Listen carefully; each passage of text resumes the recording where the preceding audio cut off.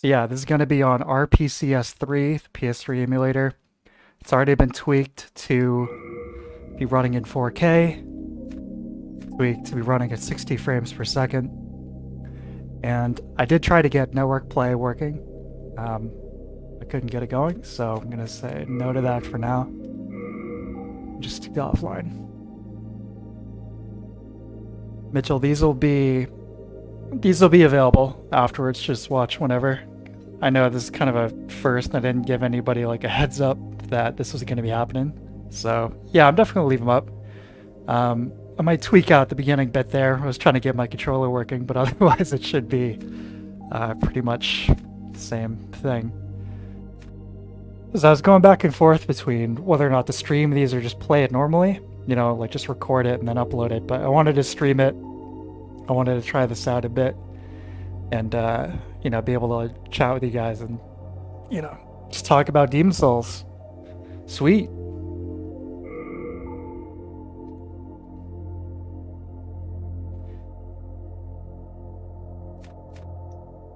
Go Classic Knight, of course.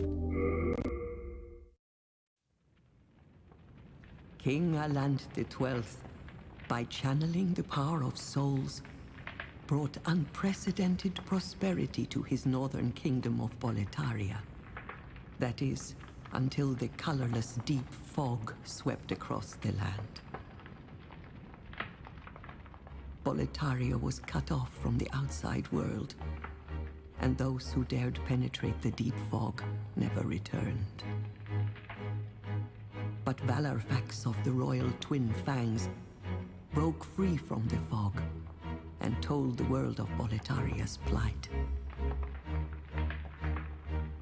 That the old King Alant had aroused the Old One, the great beast below the Nexus, from its eternal slumber, and that a colorless fog had swept in, unleashing terrible demons. The demons hunt down men and claim their souls. So I have to wonder, because I know this project originated as something pretty different before Miyazaki got on board. Looking at some of this concept art, you can find interviews Miyazaki talking about how Sony was kind of looking for a competitor to Oblivion, and I do wonder if the tone of some of this art, you know, reflects maybe that early period. Interesting to think about. The legend spread quickly.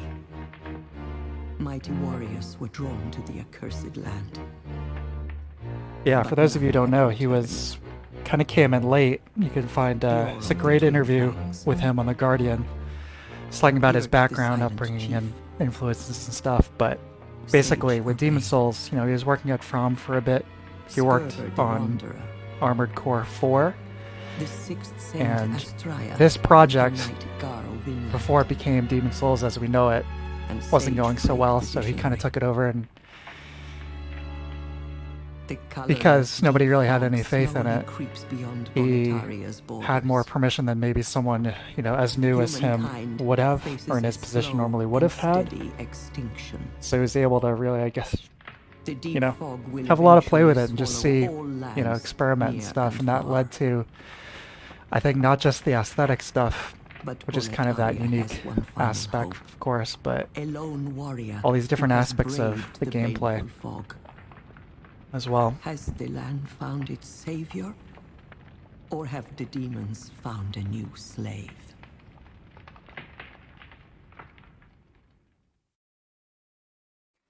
Yeah, of course I gotta go to Nexus.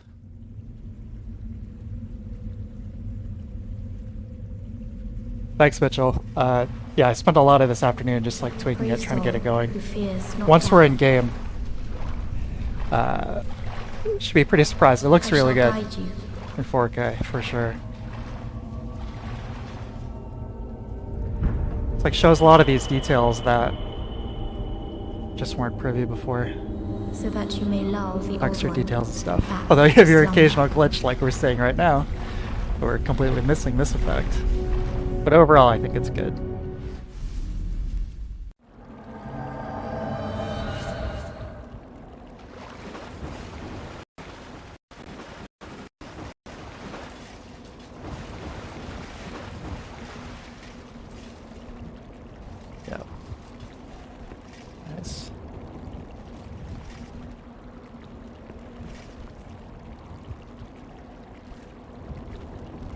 Yeah, the increased resolution does it a lot of justice for sure.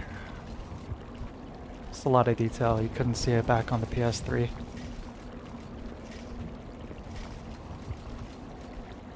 Hey, Malice. I thought this guy doesn't attack you at all. He's just kind of training dummy. We'll let him live. We know how to fight in Demon Souls.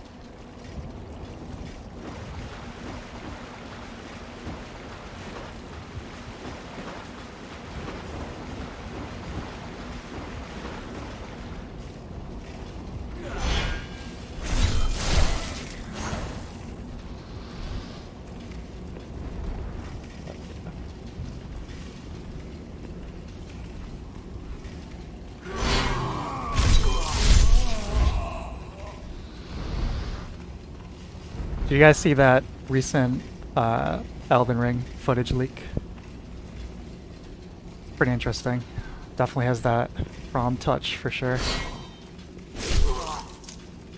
But I do hope, obviously, you know, it's this like alpha footage that I don't think people in the public are even meant to be, you know, meant to see. But I do hope that in the interiors they can bring back some of this really, you know, like shadowy darkness.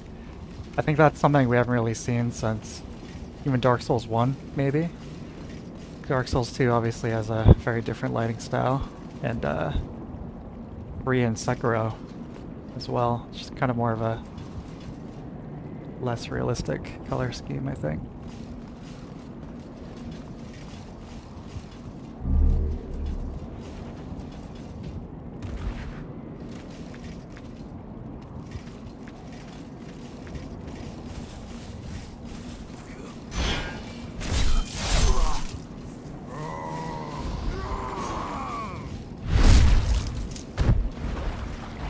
These touches though, you know, we're already on the outskirts of Boletaria and we've got those elements of that fog rolling in.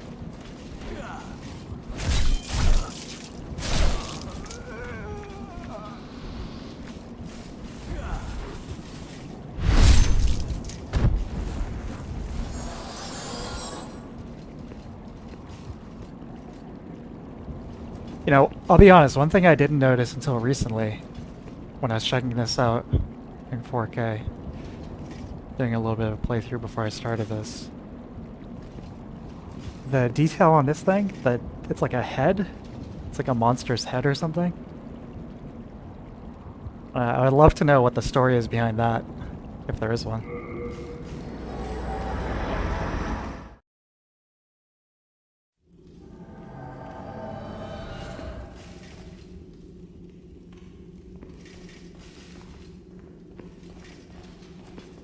Oh yeah, definitely with the Berserk references. It's like Miyazaki's holy text. Been reading it again recently. I'm about halfway through the Golden Age arc. Sometimes I feel like with Berserk it's the conceptual stuff I find more interesting than maybe some of like the moment-to-moment dialogue. I feel like it can be kind of like expositional. But I do enjoy those heady themes.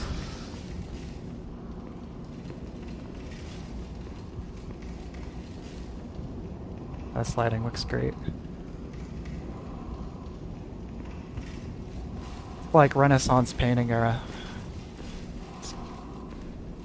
Really like that warm light feel.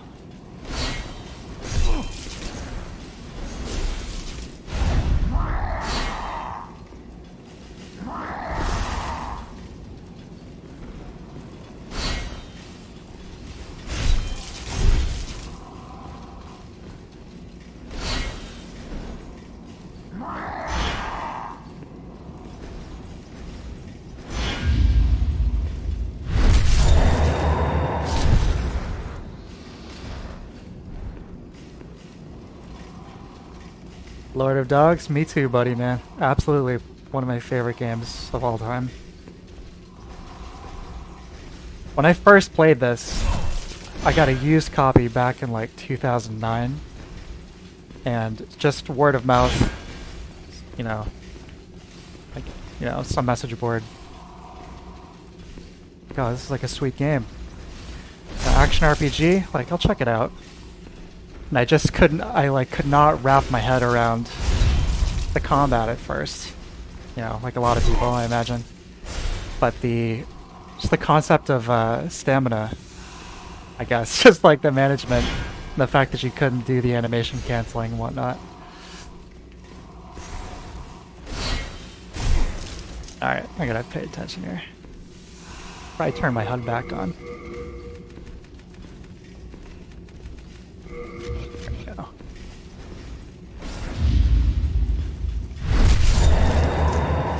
But yeah, I was into it, but I definitely found it extremely frustrating. In fact, you know, I made it to the Tower Knight after starting over like 3 times, just banging my head up against the wall. But I made it to the Tower Knight, and I got so pissed off at the game that I took it out of the PS3, and I was actually bending the disc in half, like trying to snap it, until, you know, I had a moment of clarity, came to my senses, like, alright, it's just a game, relax. Fortunately, I didn't break the game. Then I went on to love it. But yeah, at first, it's very, very frustrating.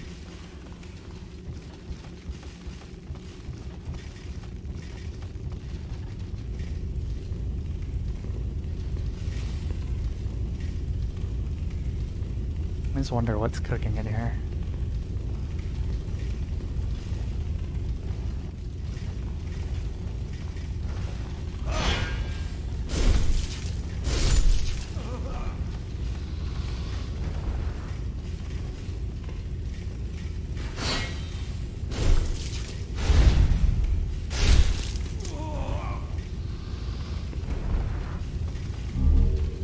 The Lord of Dogs, your cousin kinda like walk you through the game.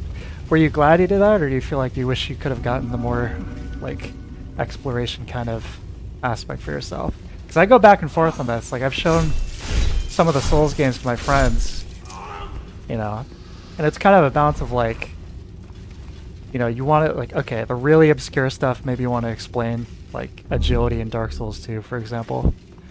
But then other stuff you kind of want to leave to be a surprise. But yeah, how do you guys like going into these totally blind, or did you have people kind of walk you through them, or?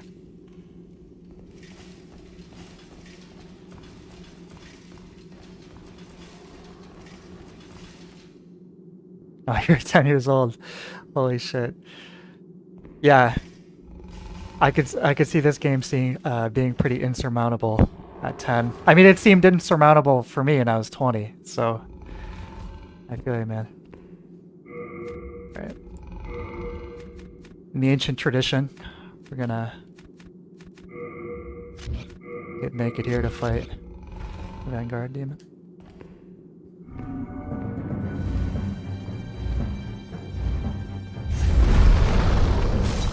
I really want to see that optional area there.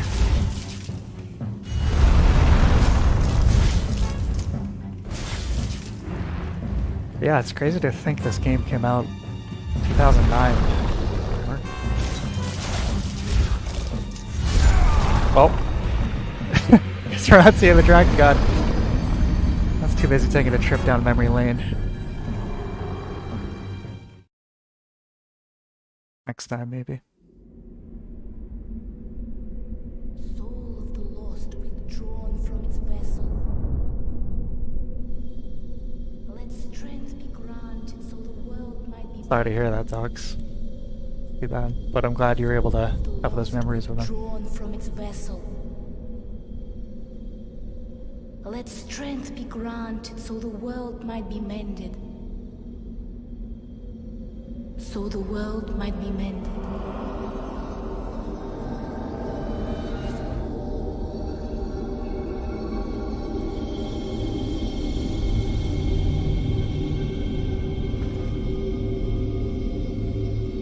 Yeah, it's FO.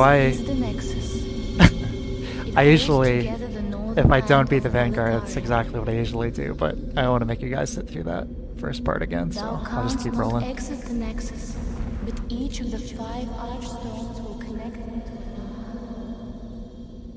I love how her voice just becomes a reverb at the end of that sentence.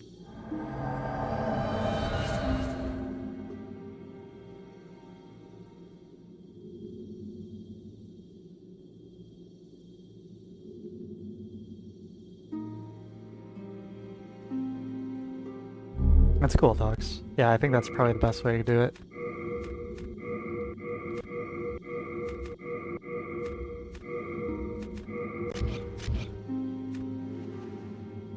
Let's talk to some of these folks in the Nexus here. Well, you slipped through the fissure too, did you? You came for demon souls? Or to save this land and be remembered as a hero? Hunting for demons? Try one of the Archstones. Now go. That is why you came, is it not? To this accursed Boletaria.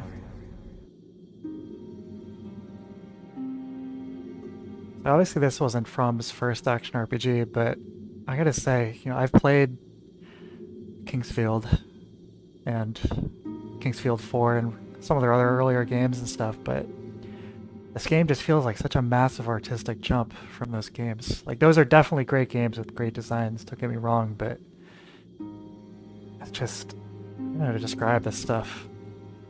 This feels like on another level. Obviously they still go through, you know, they're still refining their art, their newer titles, but man, nailed it. Like sense of foreboding in these statues.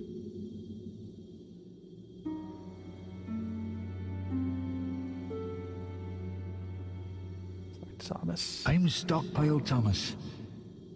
When the scourge came, I didn't know what hit me. When I came to, I found myself here, in the Nexus. My wife and daughter fell victim to the demons. But I would be worthless in battle. At the very least, I hope to lend my assistance to you brave slayers of demons. I would be happy to lighten your load and look after any excess baggage.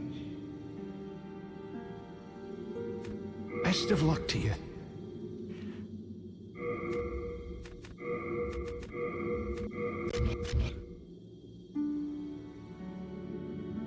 Talked about this a little bit in one of those earlier videos, but bold one here with his single frame. It's simple. Same thing with his glasses there. Same thing with his brother. You can. And the same thing with the flame lurker. Trade. I'll give you weapons. Definitely an interesting connection. You already have. With your souls, I can eke out a living, and with my weapons, you can go on living. Not a bad deal, huh?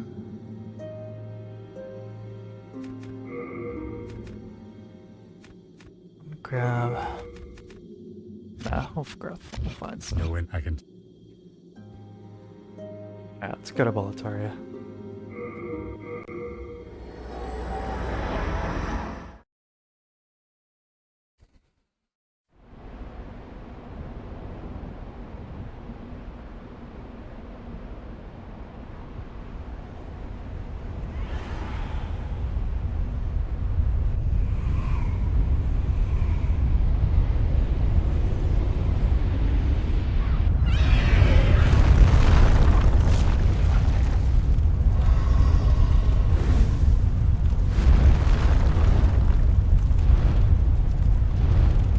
Yeah, I'm hoping the Elden Ring, I agree, Miles. I'm really hoping they have a lot of distinct locations in that game.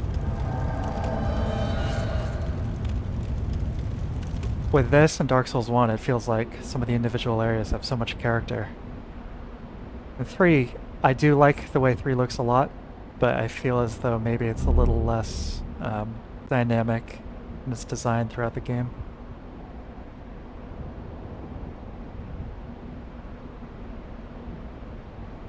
Definitely, yeah. 4K Demon Souls being less gloomy. In a way, I agree. It's a kind of a trade-off, you know, like seeing the stuff in higher resolution, but at the same time, it's... yeah, that murkiness is definitely really cool, too. The last time I played through this was actually on a CRT. I'm fortunate enough to have a few PVMs, and I have a 20L5. It's a CRT that can do 720p and 1080i, and I played through it on that and on the PS3 version, and it really looked awesome.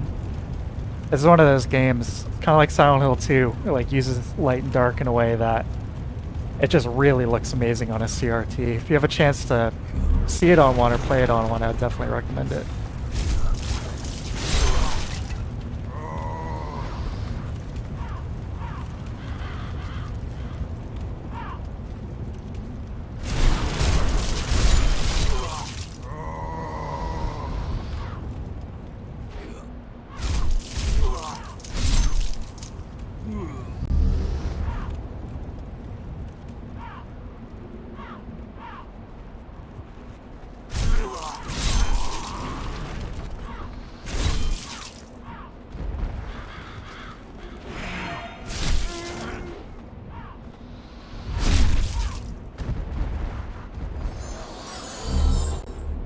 Yeah, I'm definitely a big CRT advocate, for sure.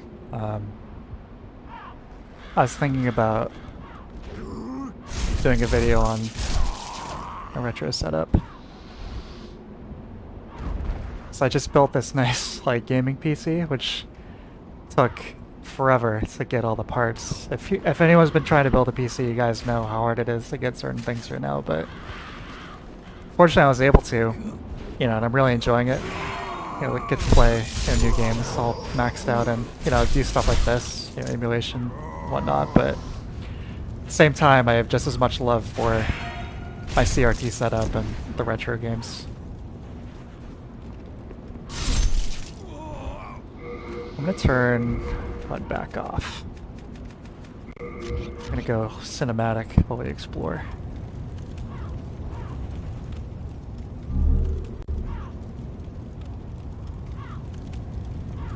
Yeah, mouse. They are bulky. They are big, for sure. They're not easy to fit in a room.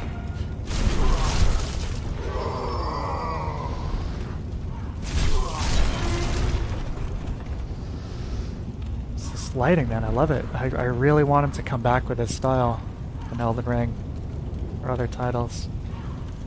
Like in Dark Souls 3 or Sekiro, it's like the darkest rooms you go into.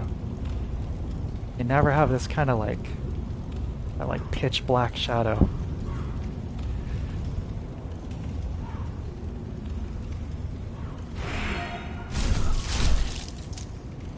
Yeah, speaking of Berserk references, like the flag of Boletaria is just straight up the Band of the Hawks flag. Like a very minor alteration, but here it is.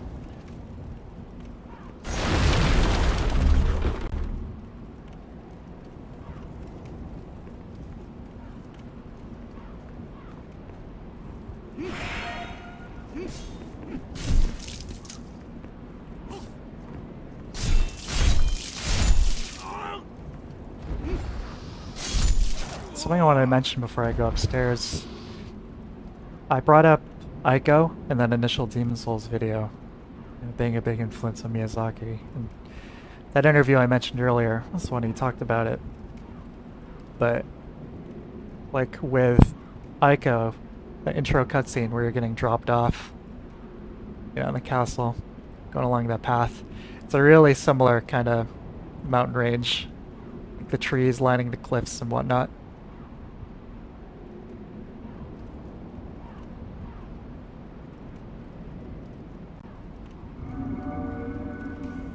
Malice, what other games art directions I really like? A lot of them for sure. I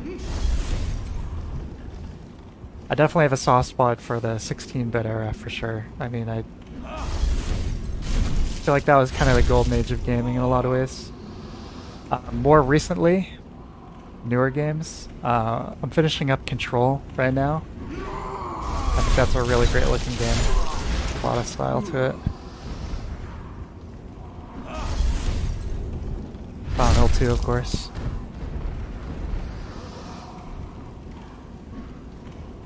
Or style, yes, indeed. I'm a nerd. We're all nerds. That's why I'm emulating Demon Souls.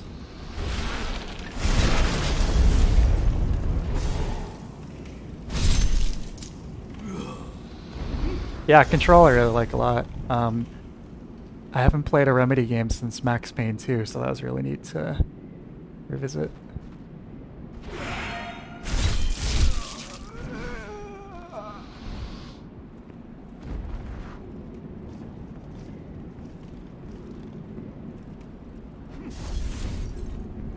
I watched the movie Nosferatu the Vampire last night, the 1979 one, directed by Werner Herzog.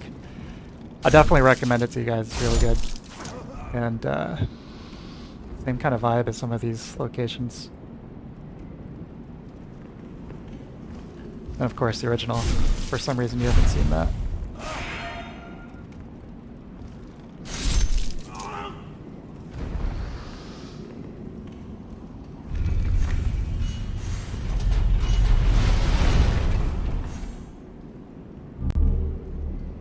Bastard sword. I'll bust that out.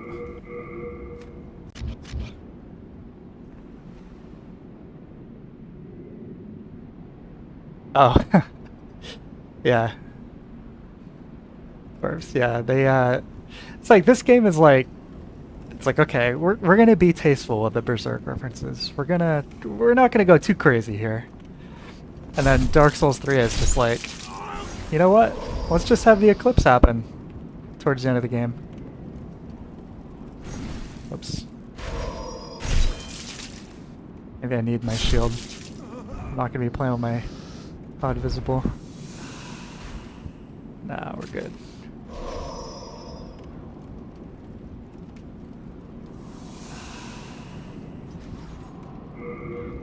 Yeah, I want to parry guys actually, so I'll take that back out for now.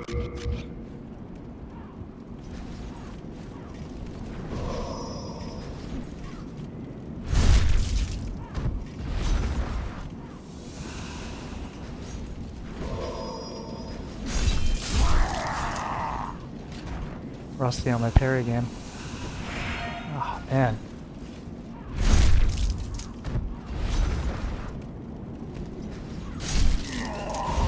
Resort to the ancient art of backstabbing. This shortcut here, I didn't know about for a really long time. It's like definitely well past my first playthrough on that one. For sure.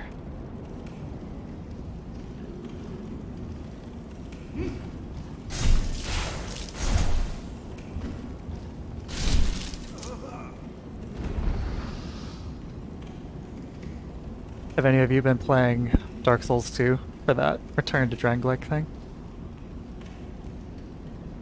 I was playing a bit with a friend of mine. The game's definitely a non-duck. You know, I know it has its reputation and everything, and I still like it. I mean, I definitely like it the least out of, you know, the Souls games, but the way I look at it is like, being the least good Dark Souls game is kind of like winning the bronze at the Olympics. You know, like you're still massively head and shoulders above the competition. So, it's all good.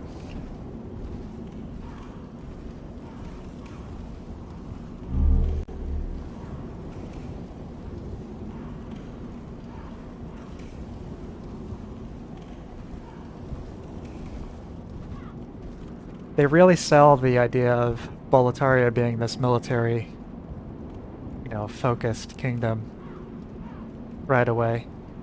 Yeah, first stage here, environmental storytelling, obviously one of From's strengths, but man, just immediately, like you can tell, like really imposing structures. You know, you've got the Romanesque castle walls and stuff. I won't go too much on about the architecture, but you know, heavily fortified, ready to rock. And then otherwise, you know, it's a realistically human setting, you know. Which, when you start seeing all the demonic stuff later in the game, you know, the more exaggerated, fantastical environments, like Tower of Latria and stuff, it really helps sell that stuff as this, like, otherworldly demonic thing, you know, because it's so different from what you've been seeing before. Like, these structures are so, like, obsessively geometric.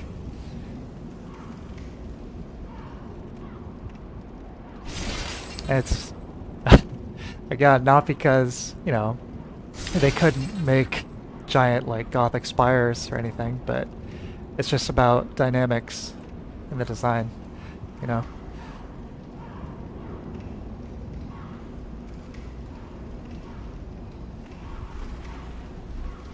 Shit.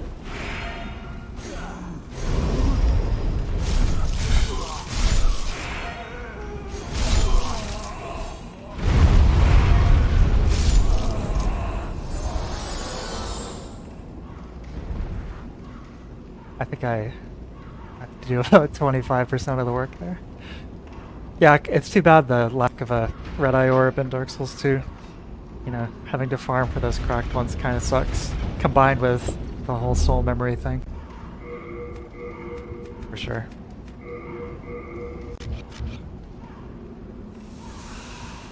Well, thanks, you guys. Yeah, it's nice to be able to talk about this stuff because, you know, like in real life, especially right now in quarantine, it's not something I often get to, you know, spend too much time talking about. But I appreciate that for sure. Thank you.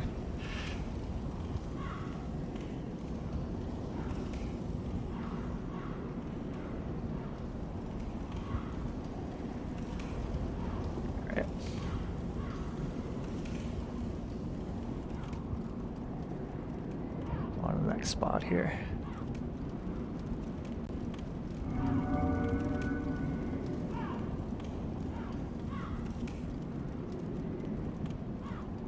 Oh yeah, the Souls game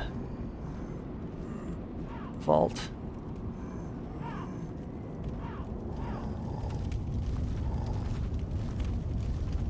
That was a bold jump. A surprise indeed. Well, now that you are here, pray thee, fend off these dreglings.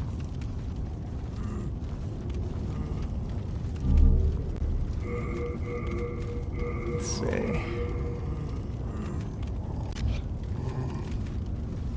I'm gonna need the HUD for this.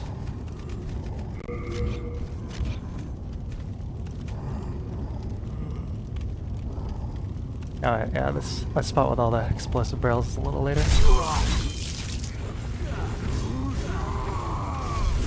Right over his shoulder.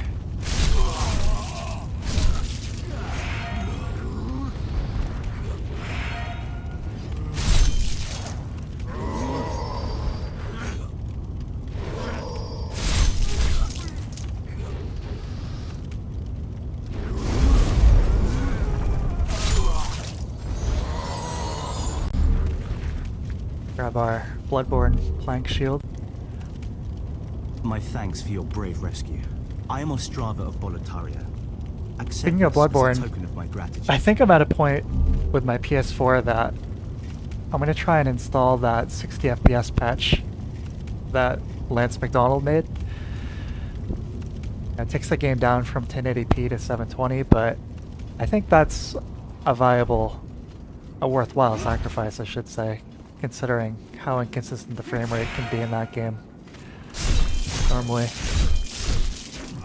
But someday we'll have a PS4 emulator, or more realistically probably a PS5 port, and then we can play Bloodborne at a what on earth you do? decent resolution officially. Oh shit. Oh my god.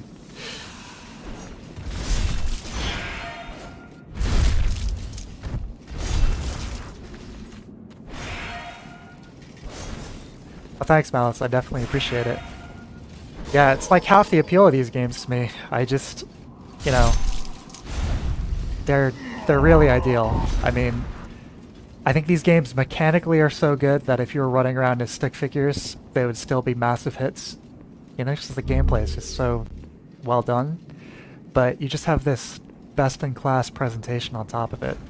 You know, this amazing atmosphere, you know, distinct art style, great soundtracks, just wonderful. You know, really good voice acting. Like, you're lucky to get maybe, you know, a couple of those things in your average game, but for the Souls titles, it's like, man, it's like an embarrassment of riches. Like, everything is fantastic.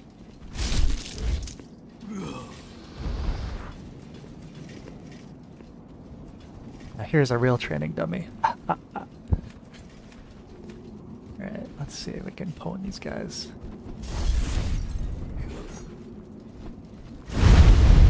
Pretty good.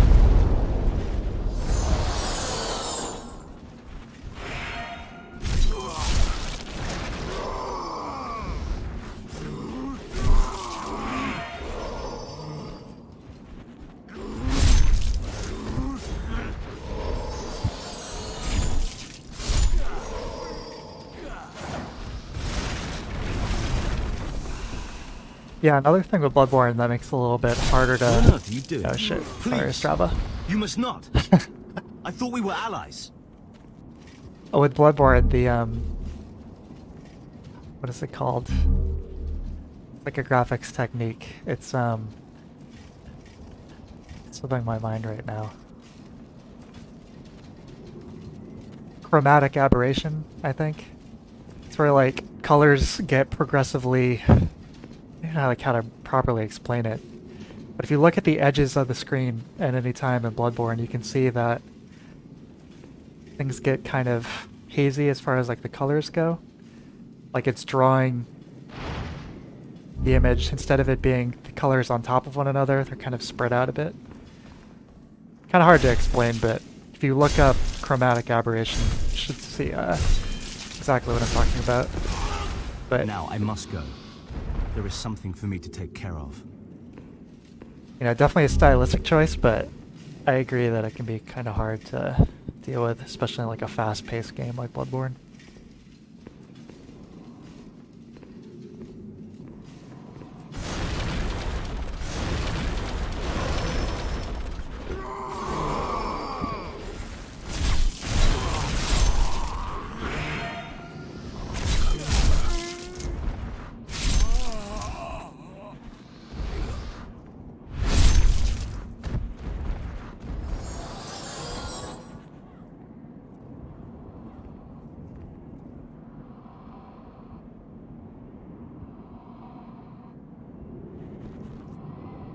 Yeah, I do like the sound effects a lot too. Crystal Boy.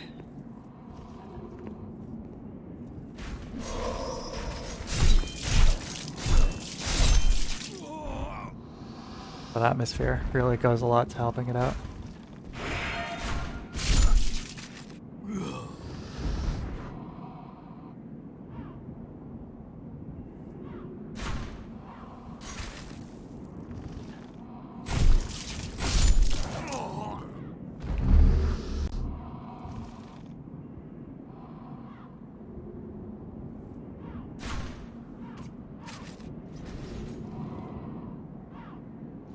We need to regain our title as the parry god.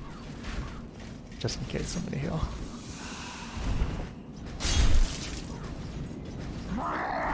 There we go.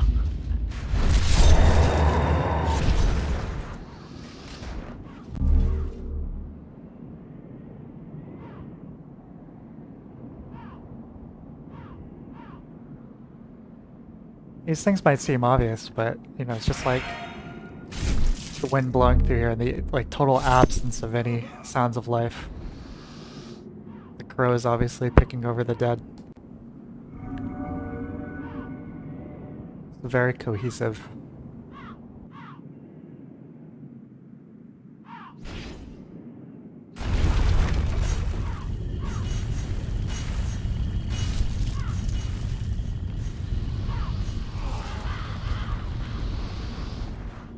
First glimpse at the in-game area. I always like when games do that. Again, the environmental storytelling, but like seeing your ultimate goal.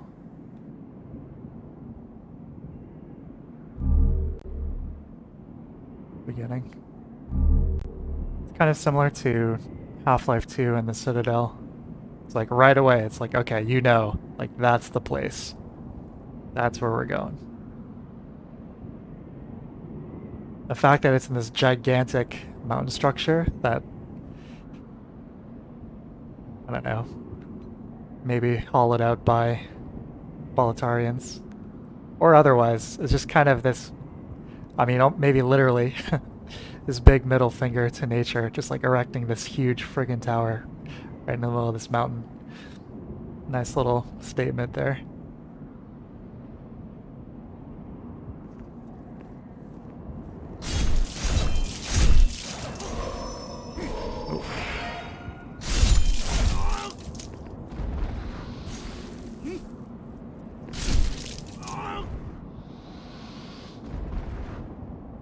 Let's see. I always forget just how far we can go here when the dragons are hanging out.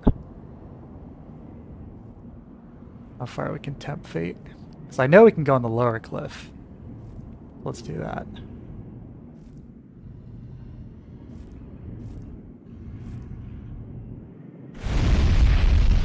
Jesus Christ.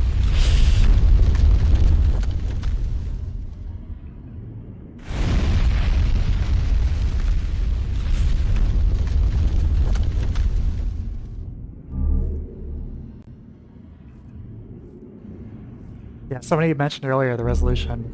I think this is one of the spots here where that it's kind of the best. Well, you can kind of see both sides of the coin because, like, obviously, texture detail, the world scale, you know, looks great, but you can also see that the all like tops of the walls there totally barren, which obviously by the time you get over there, they're not.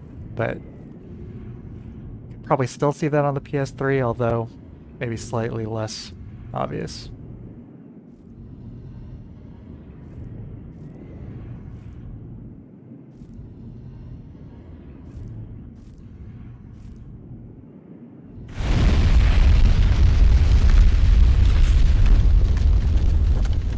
If we could get, you know, oh shit. If we could get, you know, a port of this, or that'd be on PS5 or PC, you know, just port the original, sell for like 20 bucks or something, I would definitely happily pick it up again. Especially, you know, if they could touch up, very unlikely, but touch up like little LOD things like that. Would be nice.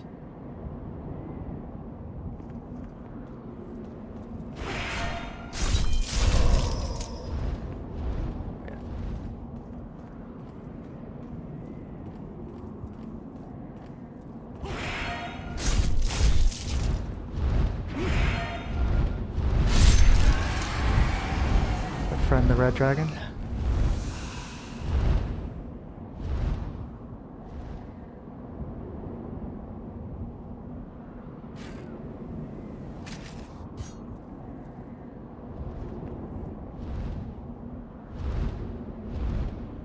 Yeah, this has to be one of the shit. Come on. Come on. Go. Oh.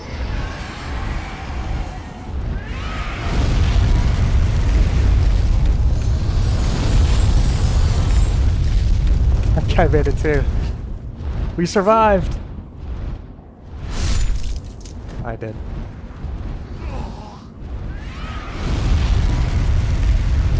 Yeah, I agree, Malice.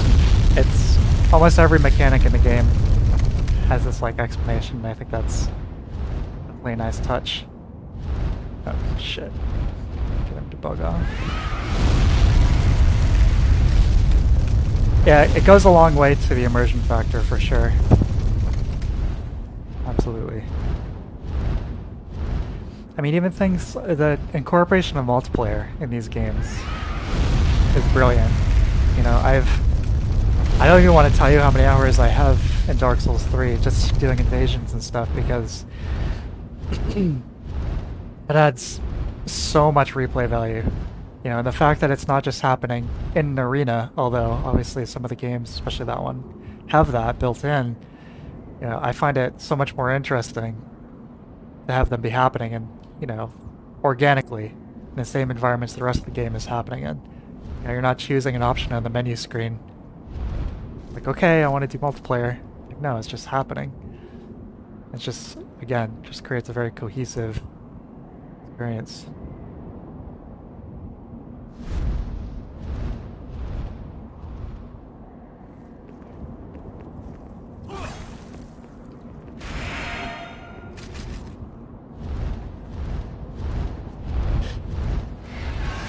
Yeah, I definitely hope that doesn't happen to me.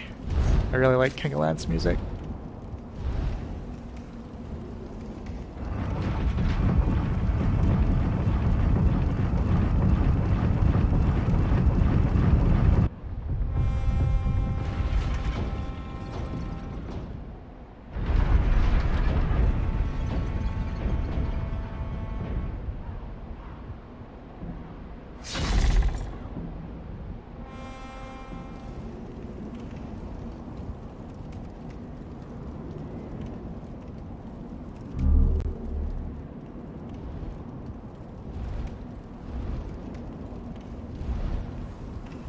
Yeah, the soundtrack in this one is definitely unique for sure.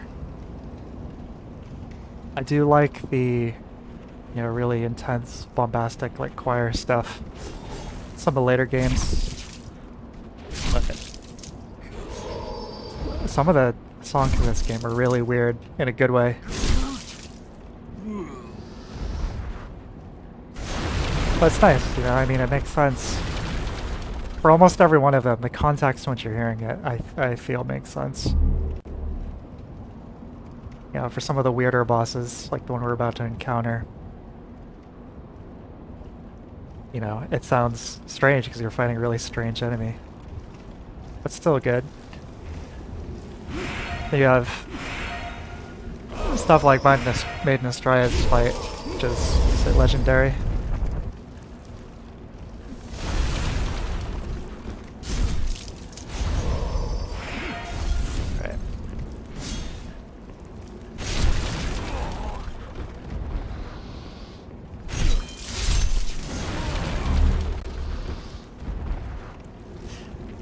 I gotta give props to the dedicated streamers because I didn't realize how hard it was to talk and play these kinds of games simultaneously. It's definitely challenging.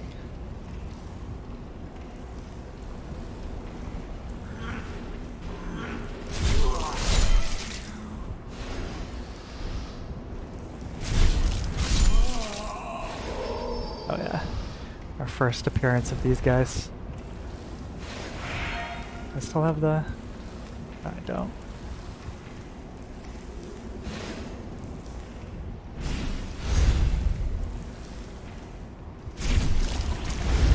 No.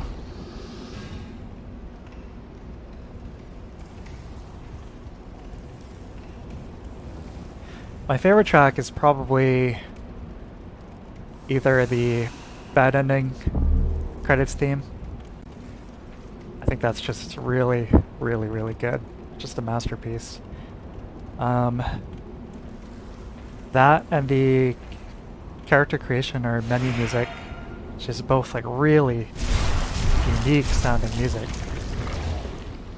Like similar with the Dark Souls creation, character creation music. It's just, it really sets the mood in a very, very effective way.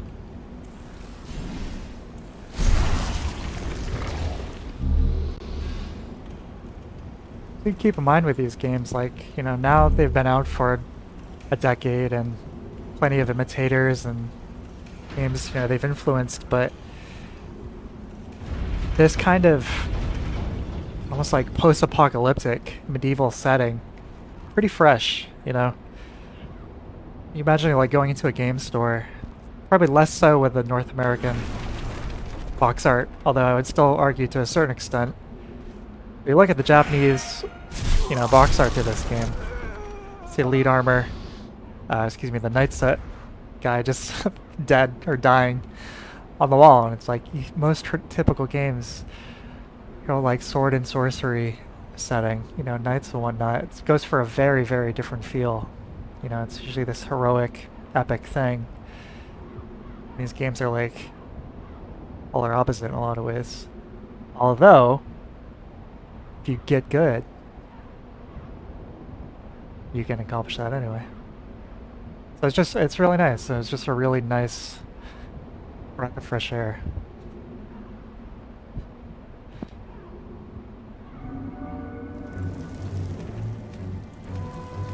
Alright.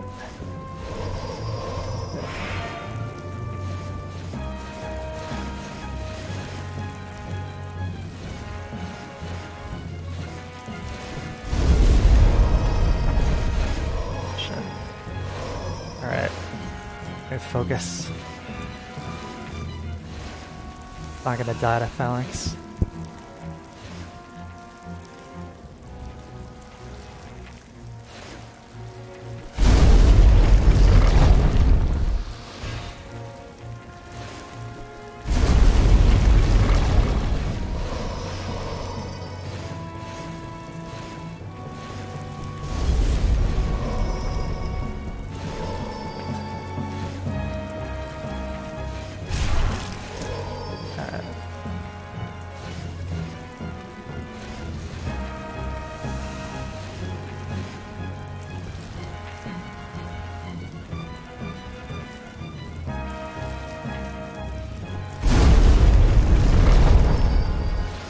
Like how this guy had close to a cameo. Dark Souls. Painted World.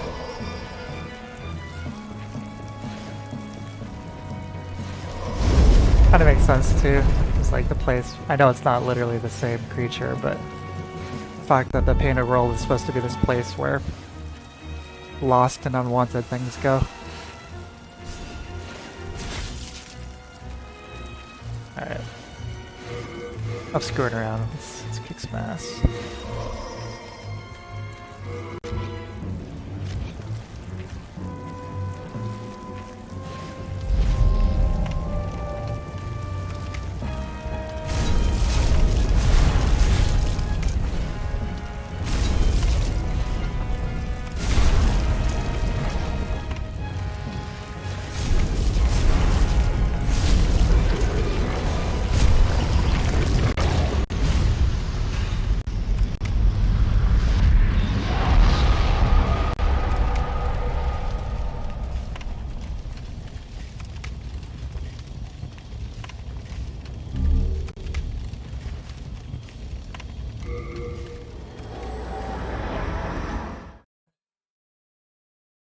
Talk to the Monumental.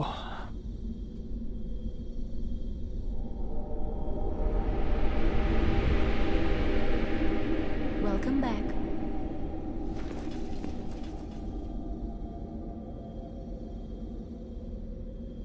The Monumental awaits the above.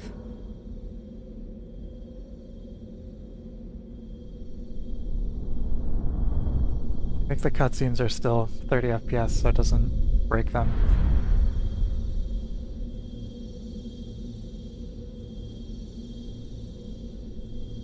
The Monumental will explain the Nexus to thee. Silver Knight Straight Sword. There. AKA Aragorn's sword from Return of the King. This game definitely has a lot of Lord of the Rings in it, I should say, the film trilogy.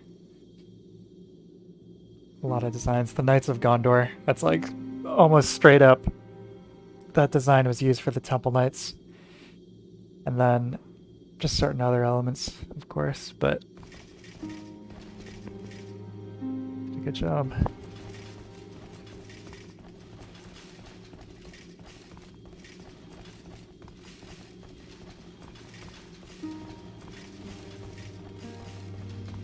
It's this one.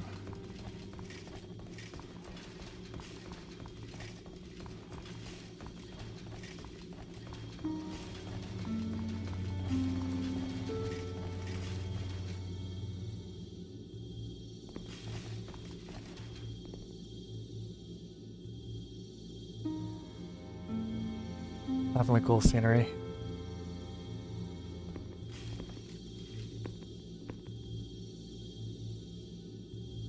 Those arcane symbols. Definitely neat.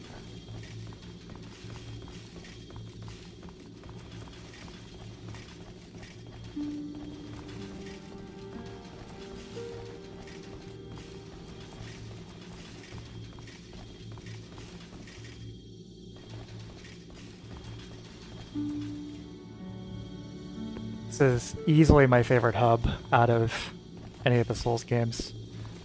Just unmatched atmosphere. Like, you can almost smell it. The dust and the incense. Really, really cool design.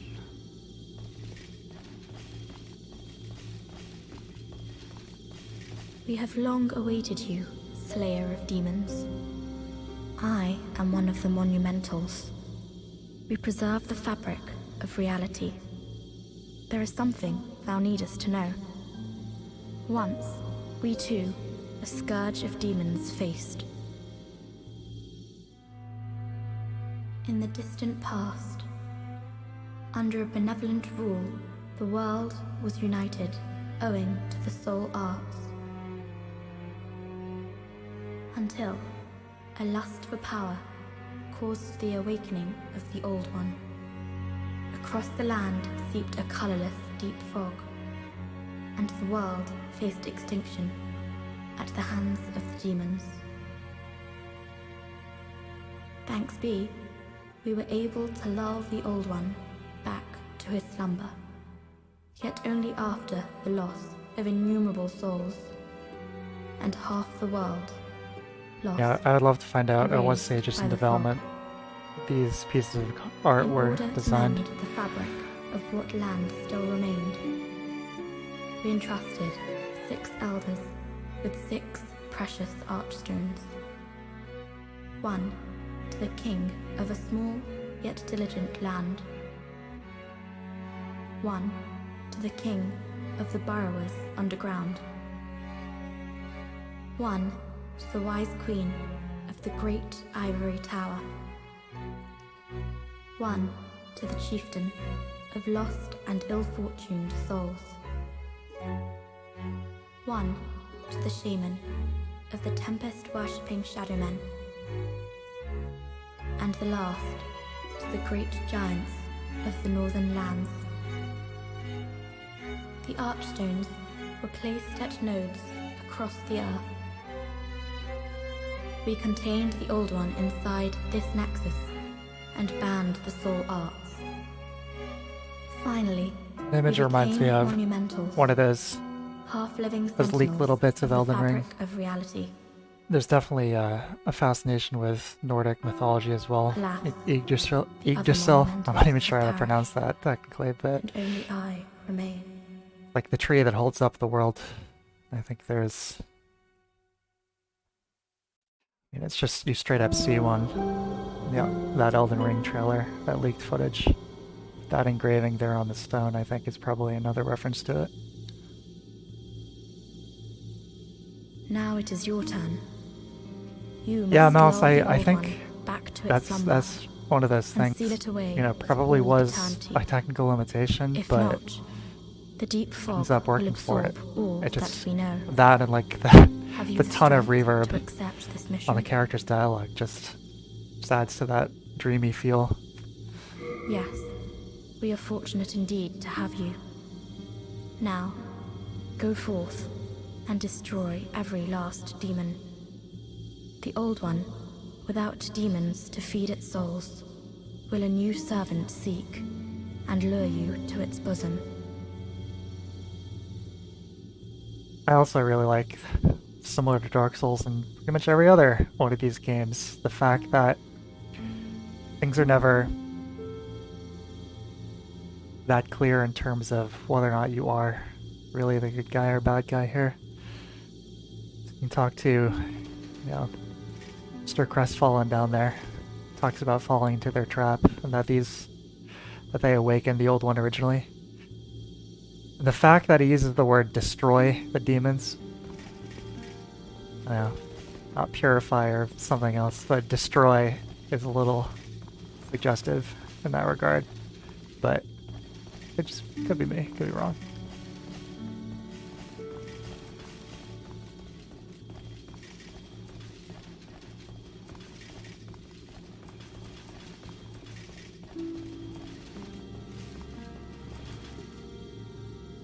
But that maybe you're just cleaning up after their mistake is a nice detail.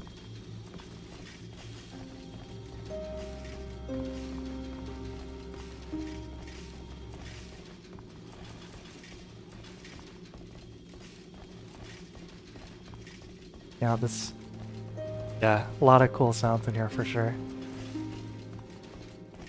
When I was younger, when I was a kid, you know, my dad would make us go to, we'd have to go to church. And we went to church in this really old, you know, stone, like Gothic church.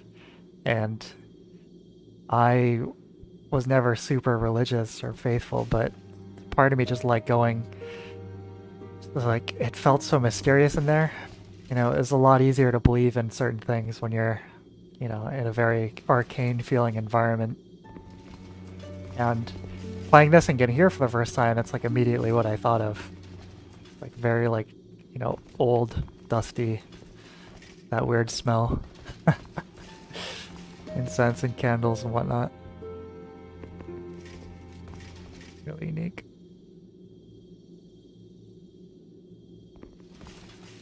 Alright, let's see. Brave soul, who fears not death, prithee, lull the old one back to its ancient slumber. What kind of build should we do? Start it as a knight. Should we do the classic quality build, strength build, dex build? I do want to keep it melee for this, just for like the higher frame rate. I want to see all those nice animations. What do you guys think? Strength, dex, or quality? What is it? Dost thou seek? So be it. Go forth, touch the demon inside me. Let these ownerless souls become thine own. I'd also love to find out, I would love to find out where they found that voice actor. Like, it's so unusual, but perfect. Totally perfect. Soul of the mind, key to life's ether. Soul of the lost, withdrawn from its vessel. Let strength be granted so the world might be mended. So the world might be mended.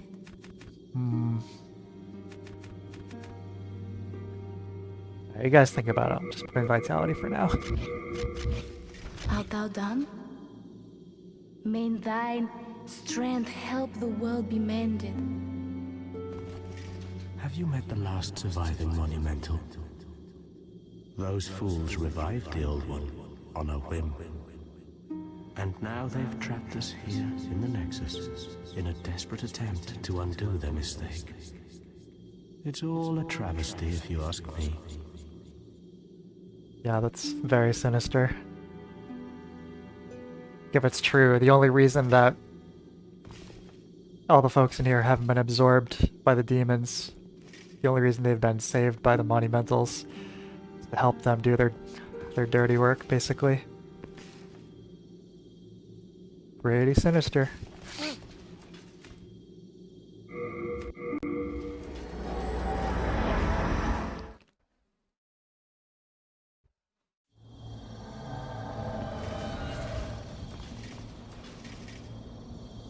Yeah.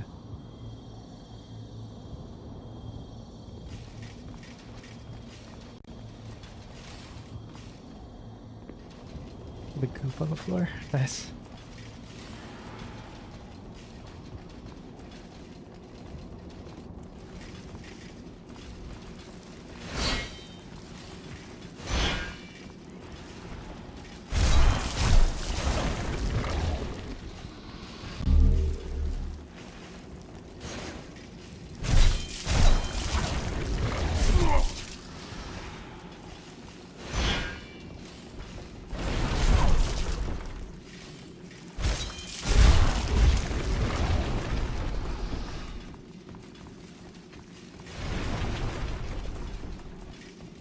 Look at me.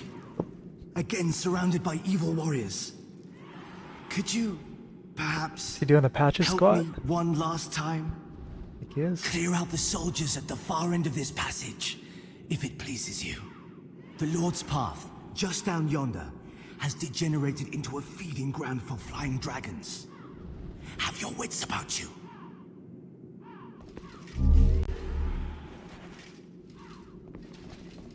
Yes, corpse. Darkness, dude. Plenty of darkness.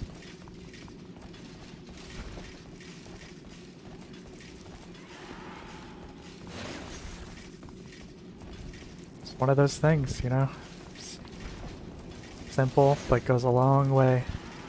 Atmosphere.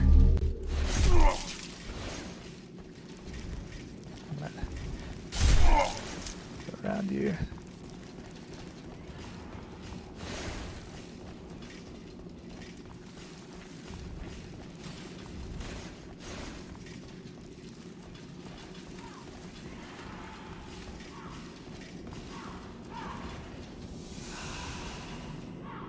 First time I played this, told you guys about the Tower Knight, but another thing, I was playing it on, you know, I was been 19, I was still living at home.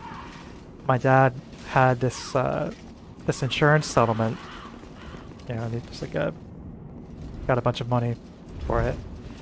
And he, probably not the most responsible thing to do, but he bought a 60-inch like HD TV, a 7.1 surround sound setup and everything, and you know, for us that was like a crazy upgrade. Like we had like a dinky, you know, crap consumer CRT, you know, going from that. It was crazy. You know, we had the PS3. Not really many games for it yet, but we got that TV, and then on a whim I got this and Metal Gear Solid 4. Man, great time for gaming.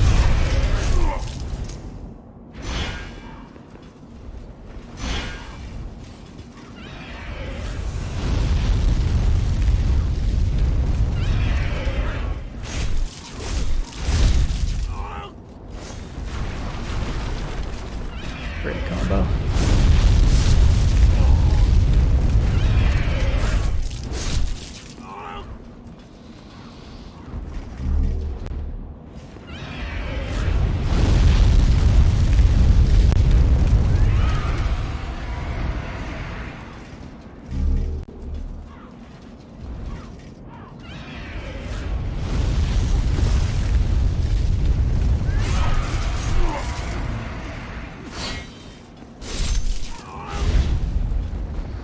Town below.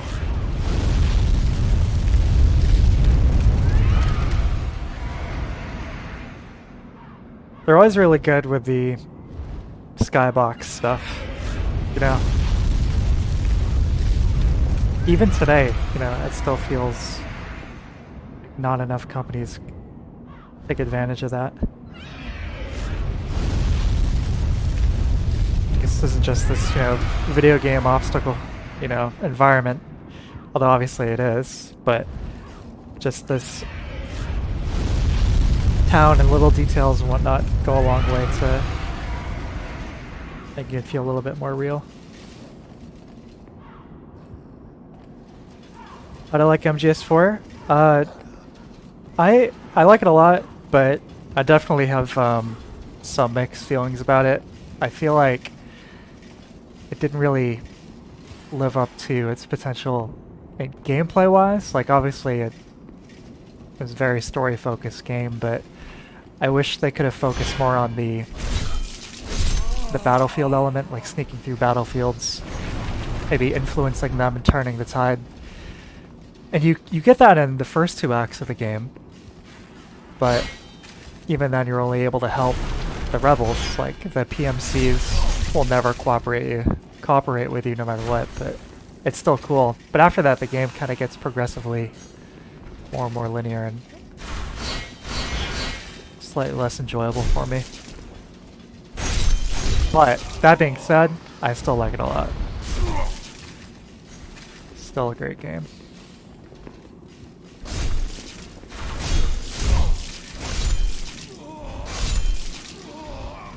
The Octo camo thing, awesome. I know for like story reasons they probably couldn't have brought that back for MGS5. Although on the other hand, those games also feature, you know, more advanced technology than probably even 4. like the Metal Gear in that one, Sahelanthropus or whatever. So, yeah.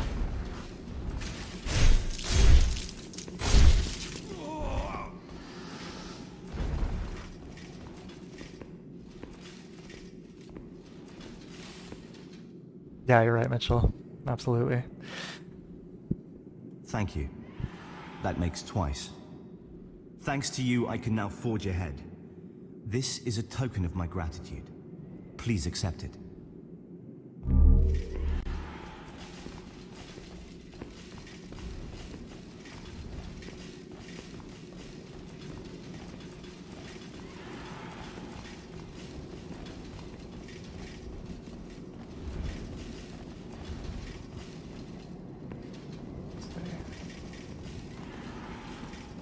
It's really taking its time.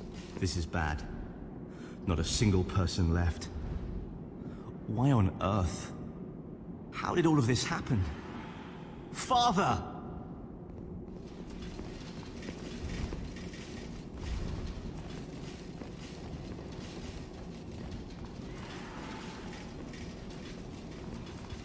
Yeah, the iDroid, perfect example.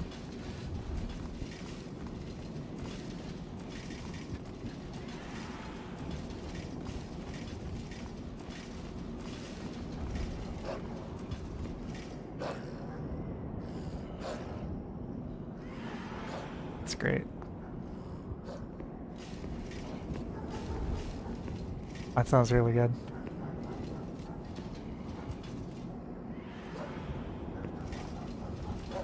Really good sound design.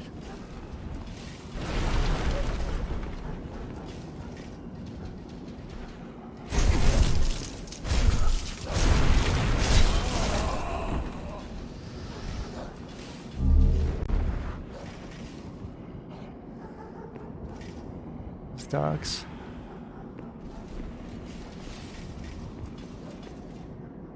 I always love this. Really cool touch.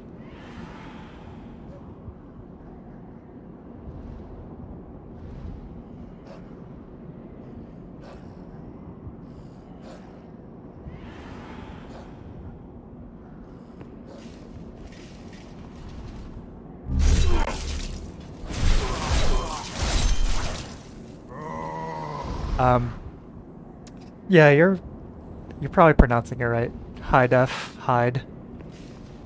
Not it's originally high def, high rule, but then I figured if I'm gonna be talking about games other than Zelda on this channel, like back when I made it, I just had that Ocarina of Time trailer that I cut together.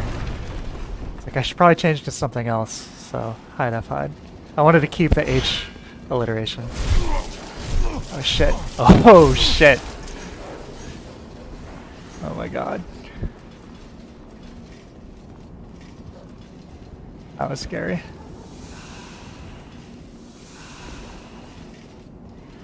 Favorite game? It'd be hard to pick just one, but I'd say top 5 would probably be... This would be up there. Deus Ex, the original, might be number 1, but also Ocarina of Time. Shit. Oh my god.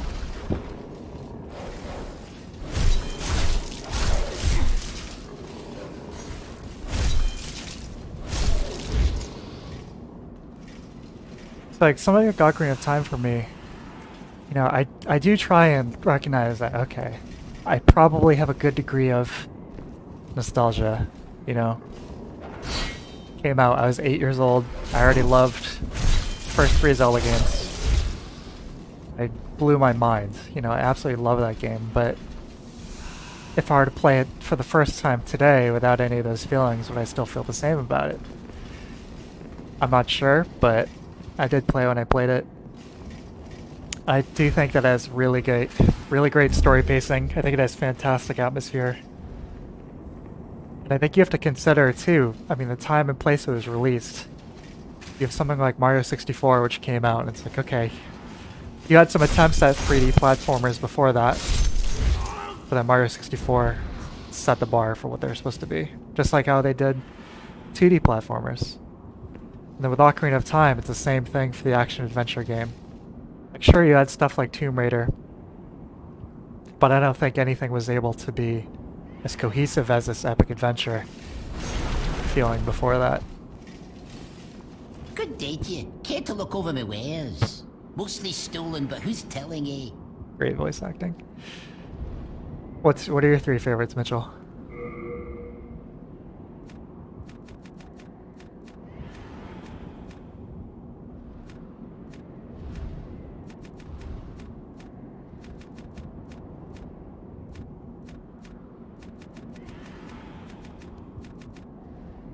I had 1 vote for Dex, so I guess I'll stick with the Hard sword for times, now. eh? I'm sure you'll turn things around.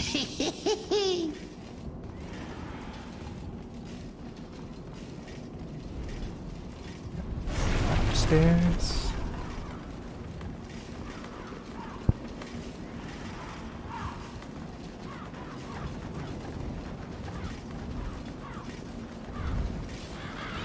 Crows. Feast for crows.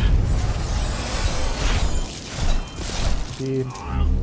There it is. That was gonna show up.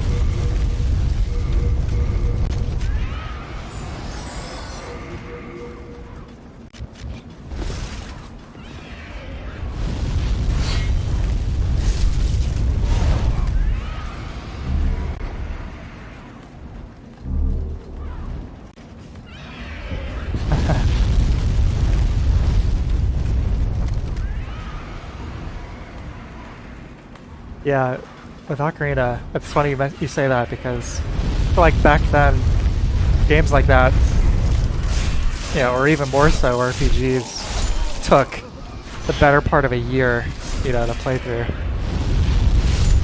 Which has, of course, you know, made them feel even more grandiose and epic.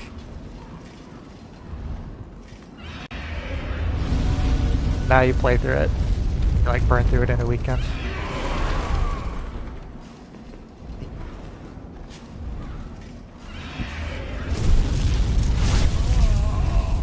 That's good first time.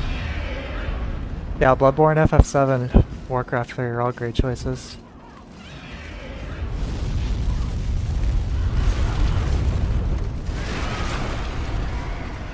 OG Ocarina of Time or 3D?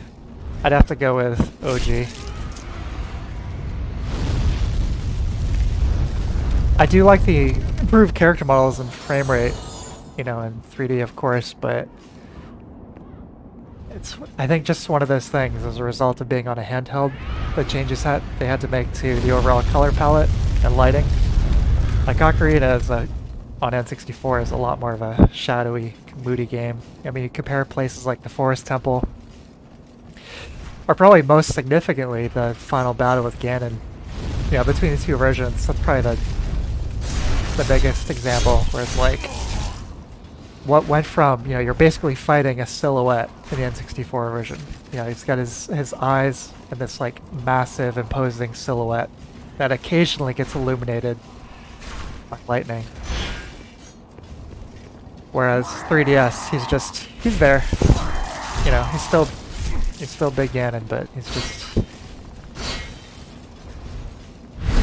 not really the same effect anymore.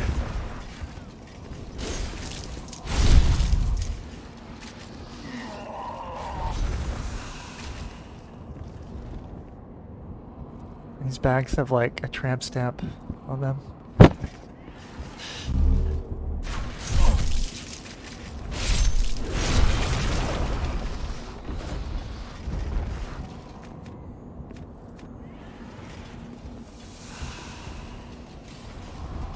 I really gotta upgrade our weapon after this.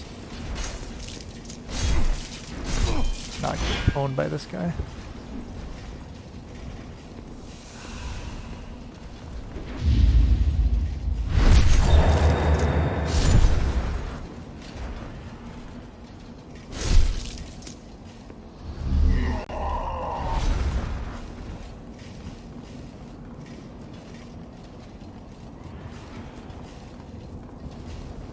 I forgot about you.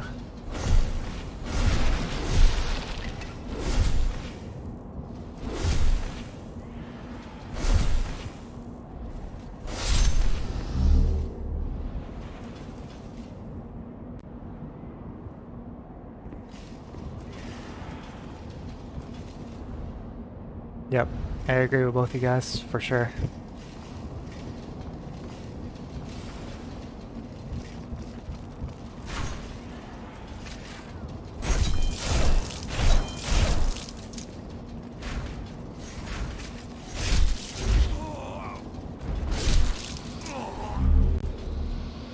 Yeah, when I played through the 3D version of Ocarina of Time a few years ago, and I picked it up and I started playing it on my 3DS, and you know, it's like, oh, this looks cool and the 3D effect is awesome, but what if I emulated it with Citra? Like, what would that look like? Obviously, you know, it's like it's hard to go back to playing it like 240p once you've seen it in high res.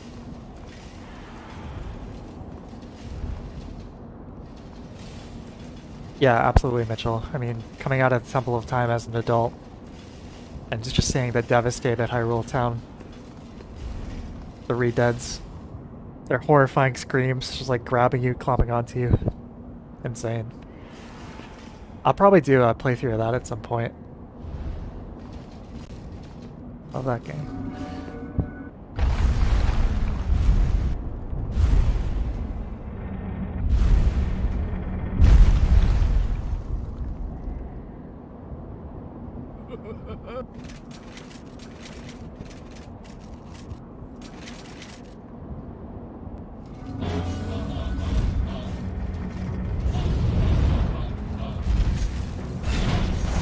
Yeah, let's go take care of these archers, shall we?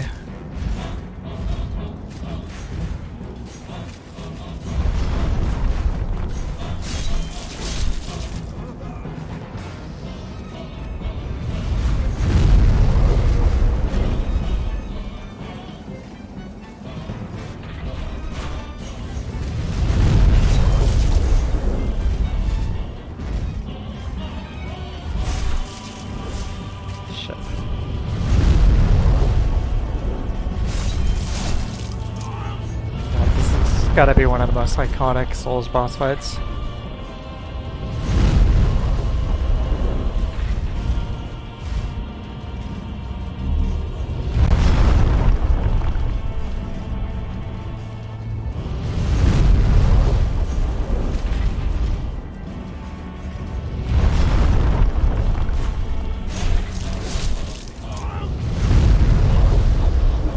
I don't know what I'm thinking blocking, like I'm gonna take that, I want to be able to block that.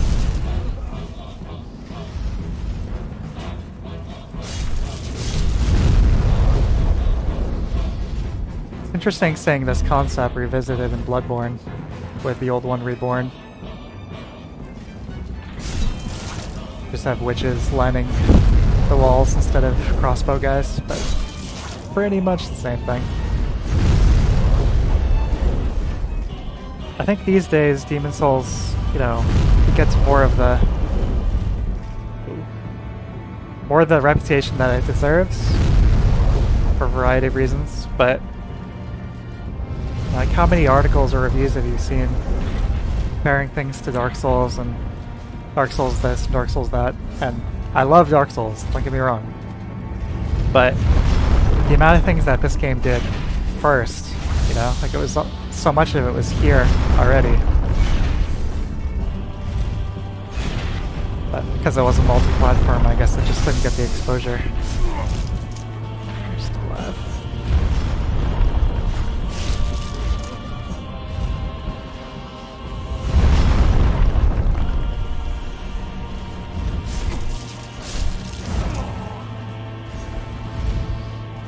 Look at this big bastard.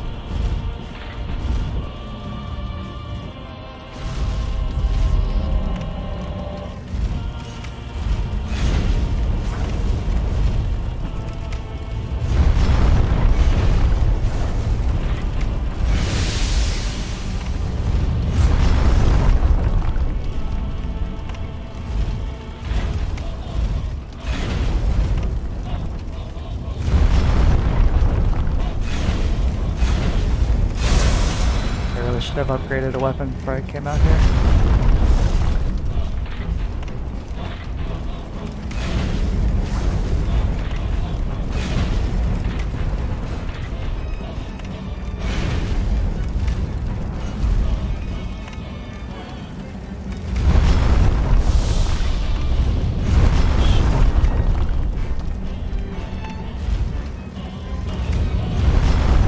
See the really ornate detailing on this guy's armor. It's a wonderful design.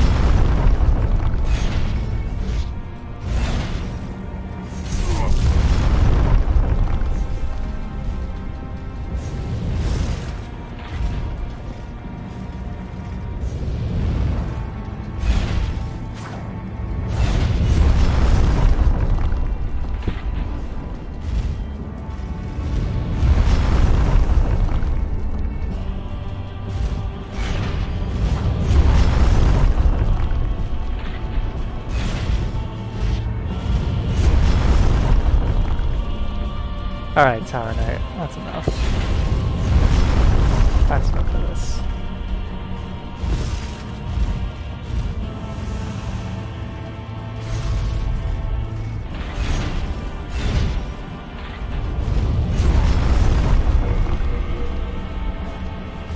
Lighten up a little.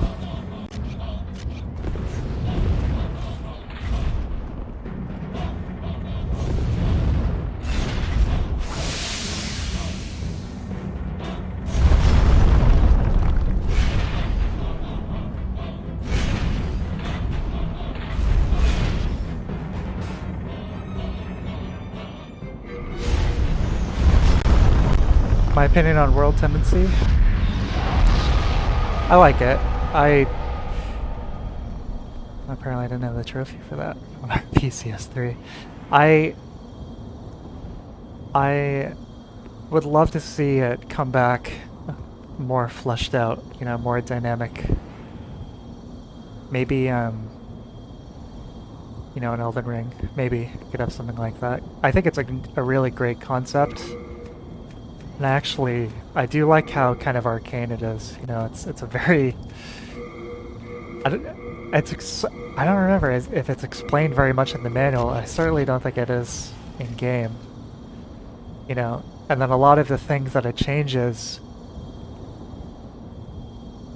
it's a lot of them you would have no clue.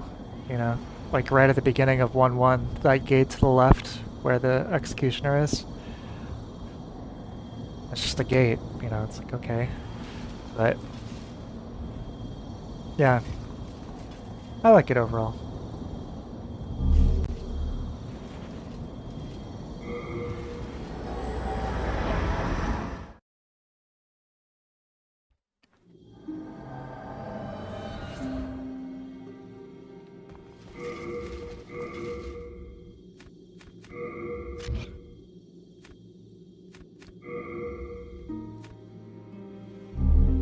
They're going to... I usually like to do Stonefang after Tower Knight. So... yeah, I think I'll start upgrading Longsword. Oh, good day to you. I can forge weapons for you for a fair price.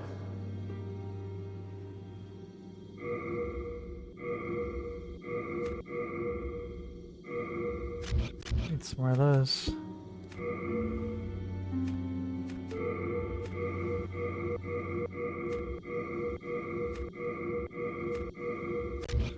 Do come. Did we get hairpin? I would be happy to light. When the Scourge came, I abandoned my wife and daughter and fled like a madman. When I came to, I was in the Nexus. I haven't dared venture outside these walls since. I wish I could do more, but I am ignorant of the world beyond these walls.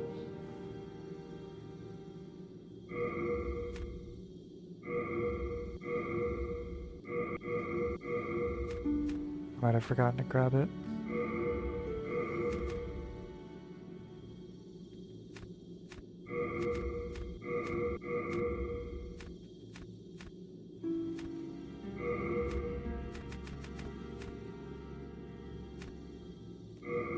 rest assured, your goods are safe and sound with me.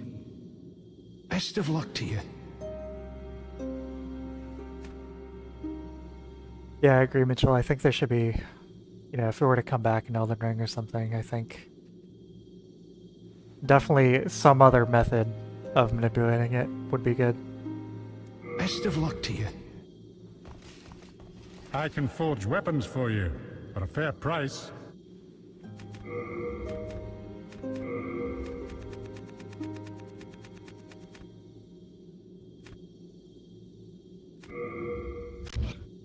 You come back alive. Foxer Strava. Oh man. Out of all the swamp areas FromSoft made, love the Valley Defilement. My all-time favorite areas in any of these games. At its Brilliant. peak, Boletaria was a grand kingdom. The king, his knights, and his subjects were modest and plain, but also steadfast and compassionate. In the distant southern kingdom, Boletaria was known as paradise on earth. But look at what has become of us now. I refuse to believe that this is what Father wished for our great land.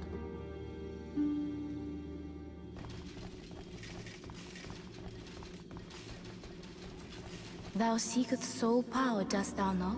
The soul of the mind, key to life's ether. Soul of the lost, withdrawn from its vessel. Art thou done?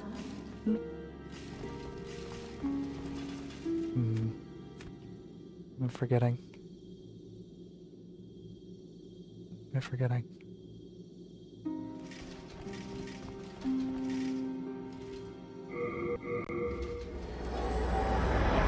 I think we'll do Stonefang 1 and call the night.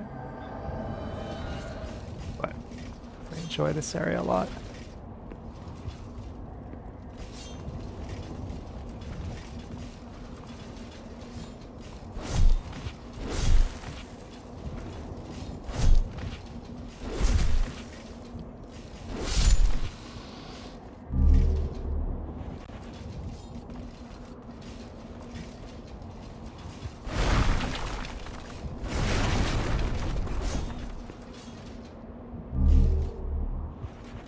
My plan for this playthrough? I don't really have one, honestly. I'm just gonna see what happens. I'll definitely do some of the side quests, the NPC quests for sure. But otherwise, I'm just more to kind of take in the sights and kind of enjoy the world design more than anything else.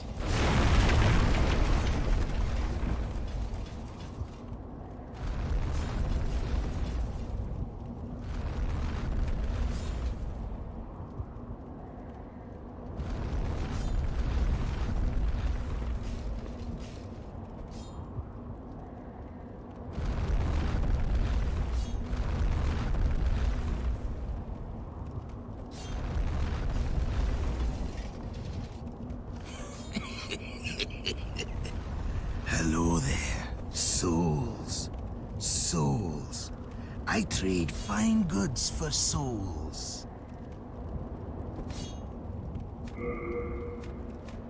Yeah, we're good. You're want to play?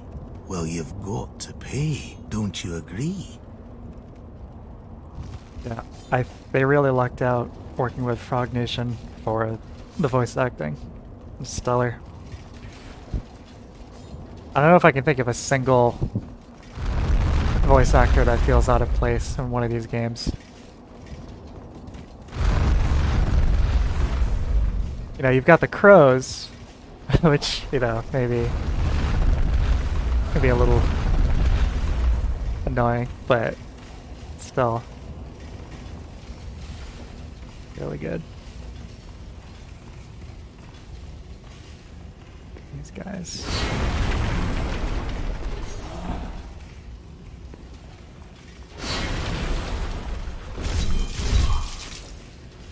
I know I mentioned earlier about I don't want to repeat too much, you know, things I've already said in the videos I already have up on the channel, but these guys, I really love this design. It's like they're not, you know, they're victims. And they look like it. You know, they don't look like these like evil, imposing caricatures. You know.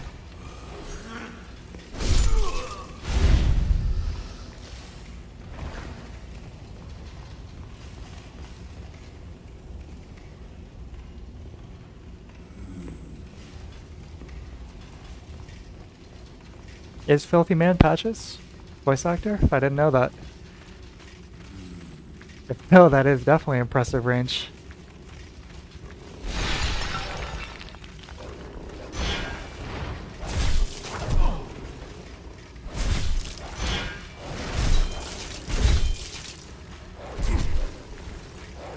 Yeah, we really need to upgrade our sword.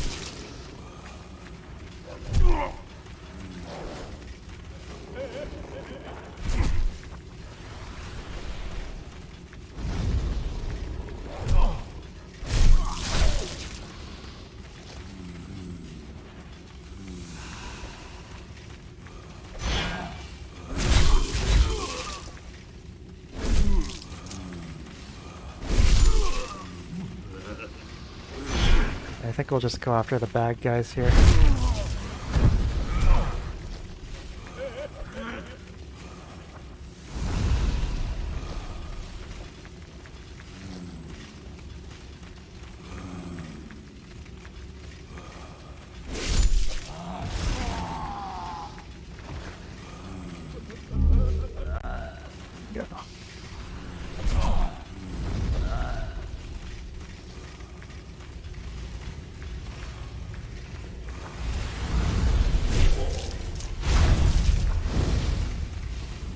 Favorite books?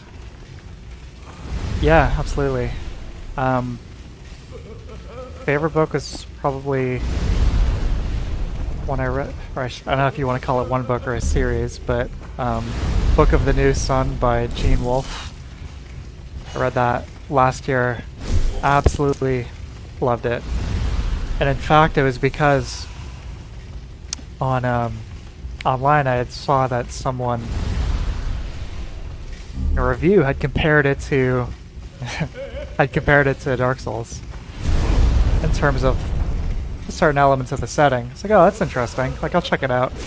And I was expecting, you know, a enjoyable, but not, you know, not anything particularly deep or mind-blowing.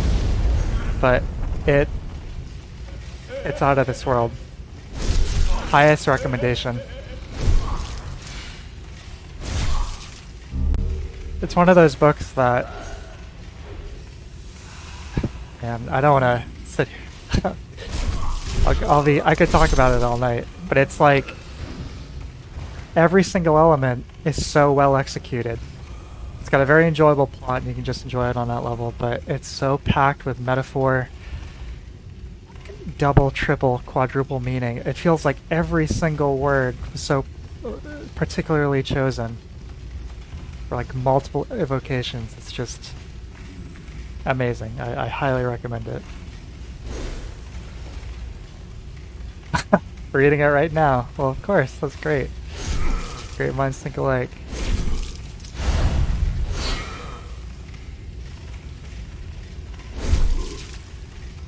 Yeah, anything that can encourage a reread. Not just because you enjoyed it, but that you can get so much more out of it by going back and examining certain things with new knowledge you've gained. It's called Book of the New Sun, S-U-N, by Gene Wolfe, who unfortunately passed away in 2019, I believe. Wrote a ton of sci-fi, fantasy. Amazing author. You know, since reading that, not only it's like, okay, it's my favorite book, this guy is probably now my favorite author. I picked up some more. I read Earth of the New Sun, the sequel. I also enjoyed that. Wonderful. Yeah, absolutely. Everyone should check it out.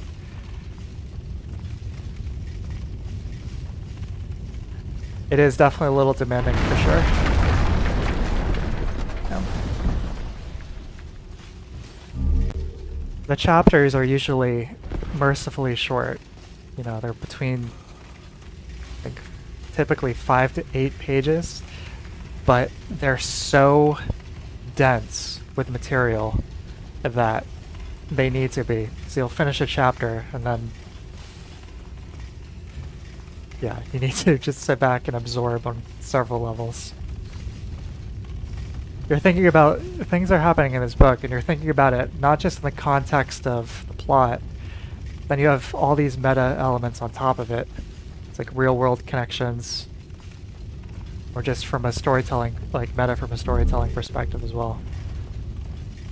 I guess that I could go on and on about it. So. Stay focused on Demon Souls here.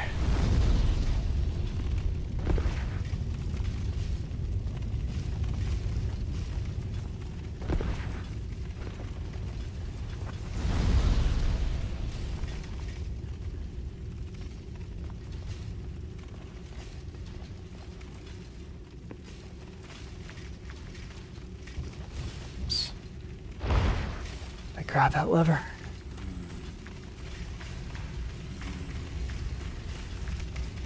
Yeah, there's Book of the New Sun, which is, depending on how you pick it up, it's either 1 book, 4 books, or 2 books, really. Kind of like Lord of the Rings being, 3 books. Although in actuality, it was actually published as 6, I believe. Anyway, but yeah, there's Book of the New Sun, Earth of the New Sun, which is 1 book. And you have Book of the Long Sun, which is another sequel series, and then Book of the Short Sun, which is another sequel series. So, all in all together, I think there's 7 or 8 books, but I'm sure you could read just Book of the New Sun and enjoy that very much.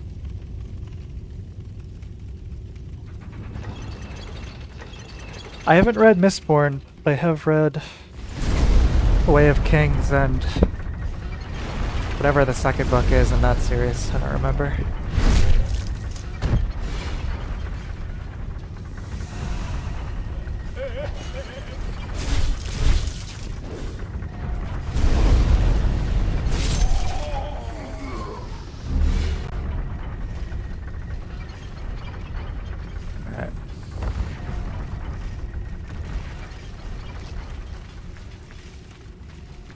So one thing I wanted to mention about this area before we moved on. I love how you cannot see any kind of top to this thing. Like, clearly we've gone inside a mountain, yet we're just like looking into the infinite up here. We're staring into the abyss. Really cool.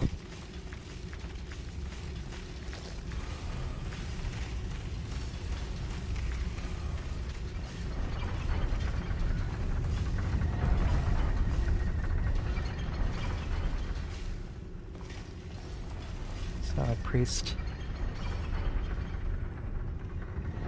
In Dark Souls 1, right before the undead perish, the main chapel, you guys know how there's that big bonfire? Yeah, there's several in the area, but there's the biggest one. If you look closely, really closely, you can see this character model burning in that bonfire. He's actually impaled on a stake, but it's the priest of Demon Souls. He's missing his textures because he's probably A, charred, and B, they didn't want to push what might potentially be copyrighted by Sony. But if you look closely at the modeling detail, especially if you bust out that Dark Souls model viewer where you can look at the environments, it's definitely him, which is a nice little Easter egg, I think.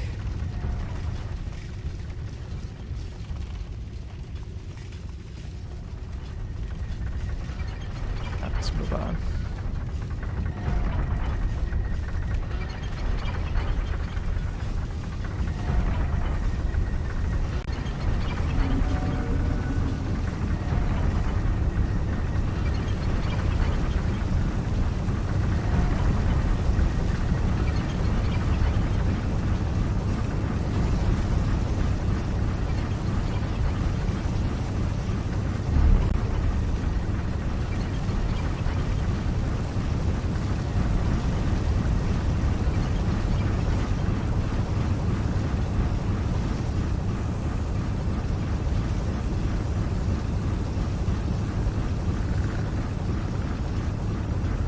I'll leave these guys be.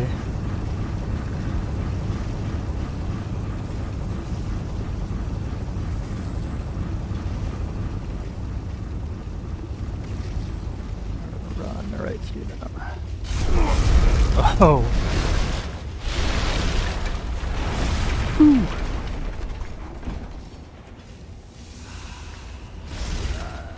Close.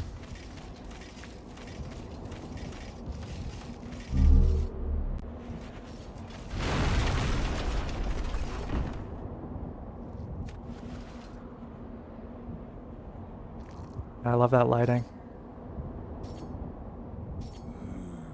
I mentioned earlier, they've really gotten away from that style in their last few games. They still look great.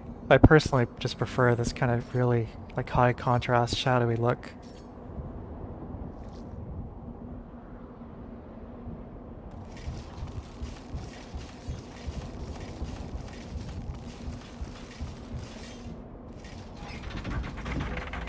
Yeah, the fog sound is really great. Absolutely.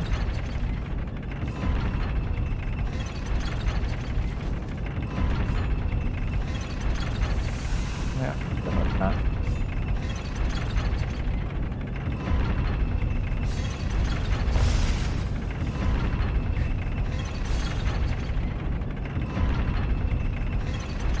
Yikes, indeed. Yeah, I'm playing through. I saw that Diablo 2 Resurrected trailer. It made me want to play Diablo 2 again, so I'm also playing that right now, and I made a hardcore character. And I really think that's the way to go, playing that game. Permadeath really adds a lot of suspense. I haven't seen you around these parts. What does it matter? You need a blacksmith, show me some coin. If not, head straight for the door. Classic Ed.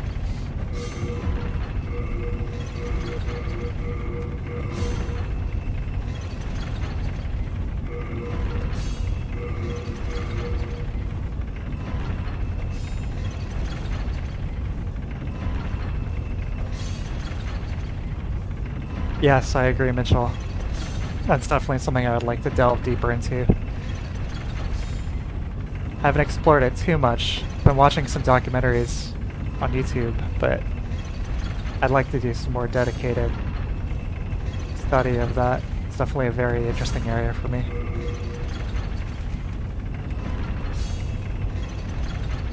Quality, crushing.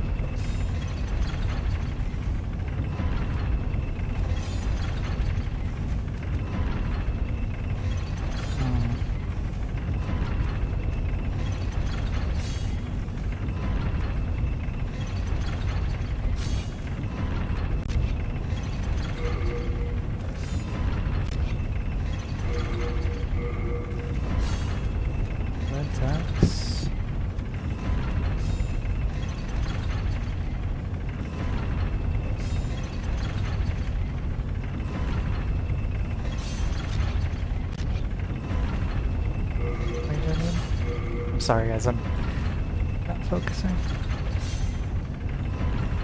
2 more shards.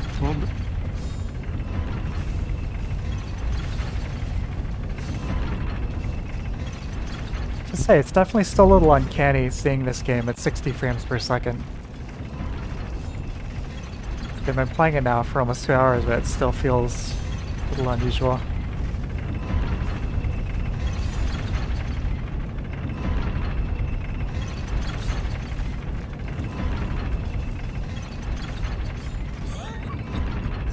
Hello.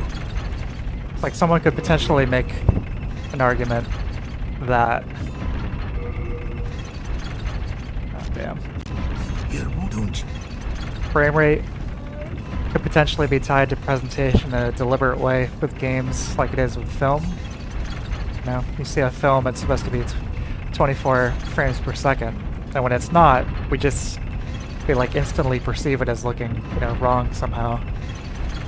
Those the Hobbit movies, they're like 48 FPS or something, and so it's like, oh, it looks so strange, but it's like, shouldn't it be just better since it's, you know, technically superior? You know, with films, for a long time, you know, we could have had more, but we're just stuck with it because that's what we're used to. You know, maybe something like this potentially be the same way. There's a little bit of a different vibe playing it at a higher frame rate. Just a little bit. But I think in terms of, you know, first things first, being a game and playability, I think I'd probably rather have it than not.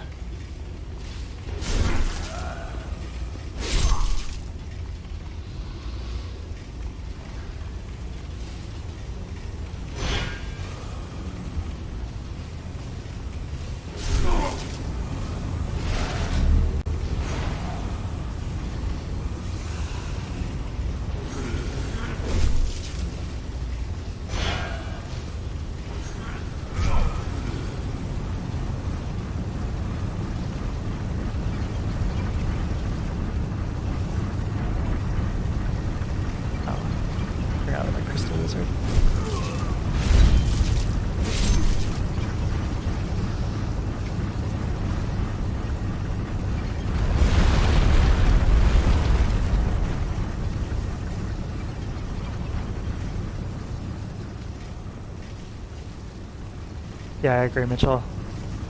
It's amazing the sheer amount of free information we have in modern society. Like, the potential knowledge and enlightenment we could have. Too bad most people are just using it for social media. Oh well.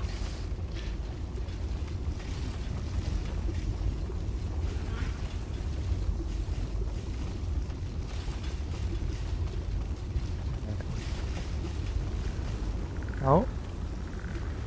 Maybe I was wrong. Maybe we can see the ceiling over here. Yeah. Oh. There it is.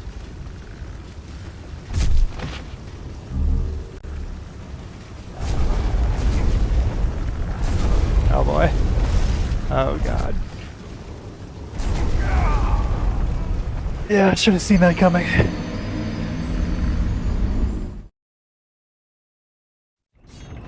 First non-Vanguard death of the playthrough, I think. Not too bad.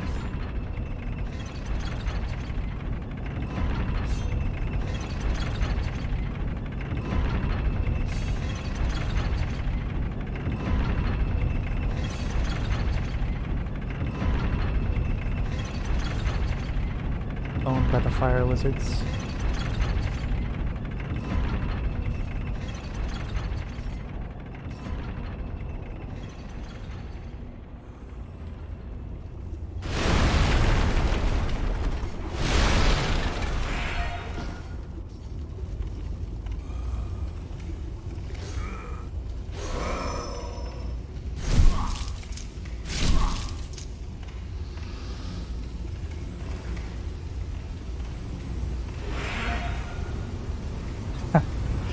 Welcome, Rafi. Yeah, that was prime time death right there.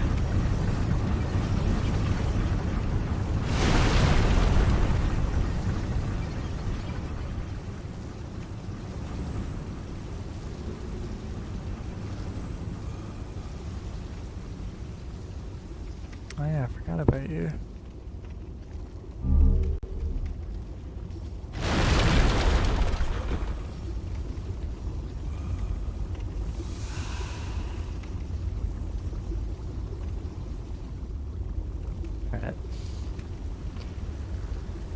Won't get fooled again. Wizard. Oh my god. Look at that little face. Can I really shoot this thing in the head?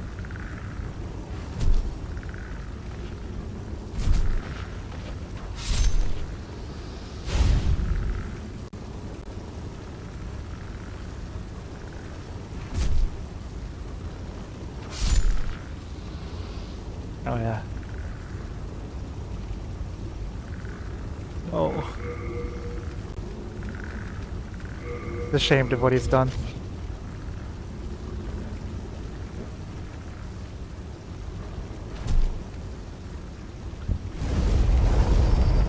Jesus.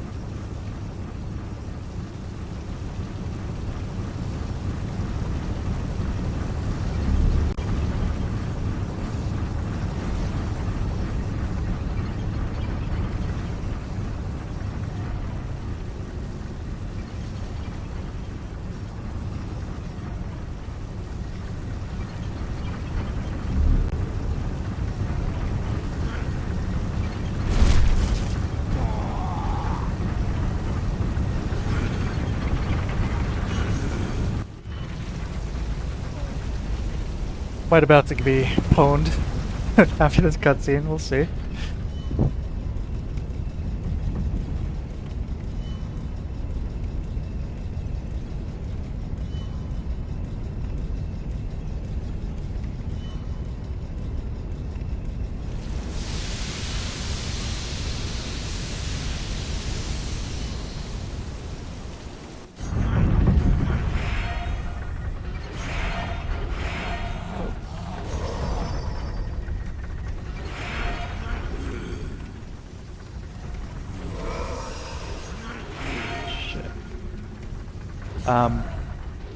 Rafi, yeah, it's pretty easy.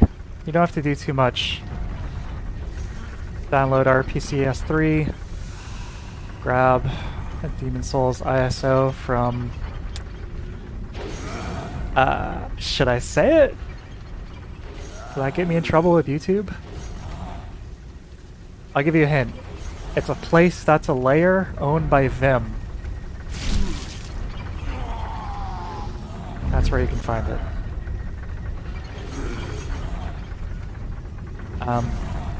Yeah, within RPCS3 you can just download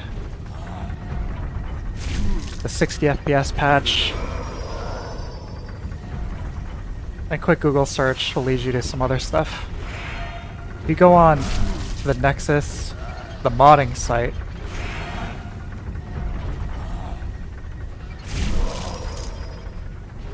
there's a few fixes on there. People have made like reshade packs and stuff. I wouldn't mess with any of those, but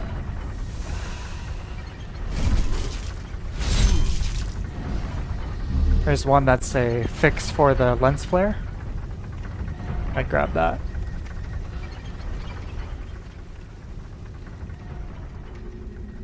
Hey Shadow Man. Yeah, ironically we're in a very dark spot right now.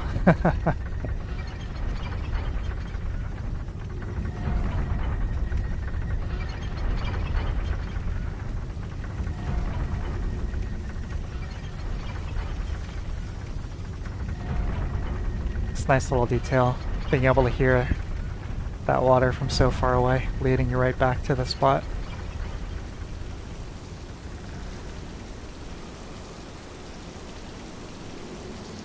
Academic disciplines. Well, I am into photography, and I do some videography projects for income, as well as some other things. I've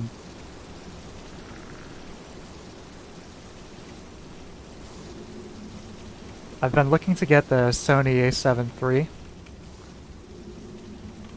My current, I'm jonesing for that, but I'm gonna wait until I get my federal tax return back, and then I think I'm gonna pull the trigger. But it's a really wonderful camera.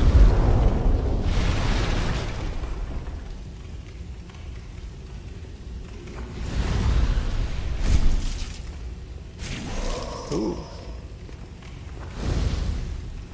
Can't shoot me through the bunk bed. Oh, yes you can. Yes you can. Oh shit. Literally playing with fire here.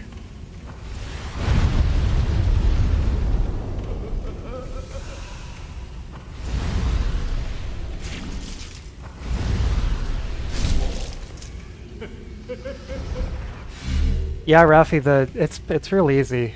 I think the hardest thing, at least for me, has been trying to get the internet, the network stuff working, because it's supposed to be able to connect to UV's private server, which I did on the PS3 no problem, and I followed the instructions for RPCS3 and it fails to connect, so I'm not sure. I'd like to get that connected so we could see bloodstains and messages and maybe even get invaded. Wouldn't that be cool? The sound design here. Phenomenal. Not enough to just see the giant cobwebs, we gotta hear the sinister droning ambience as well.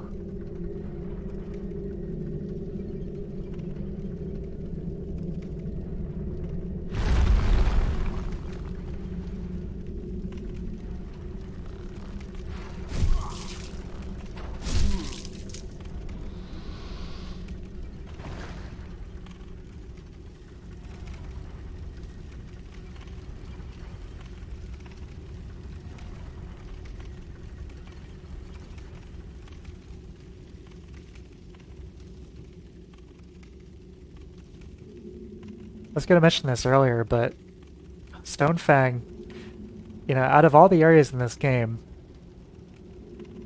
you know, I suppose Area 1, you know, Boletaria, it's very well executed, but, you know, it's not like a castle is that unique of a video game environment. But here, you know, these mines, it starts off like, okay, the mine level, but it still really manages to be a very unique environment, in my opinion. They still manage to get that super evocative atmosphere.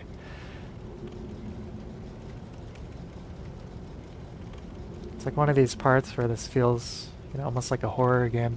I love it.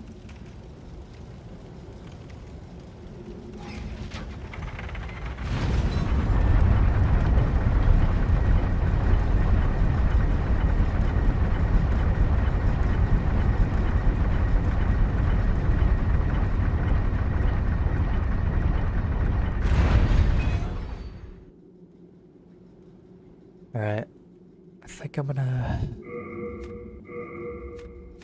strip down for this one.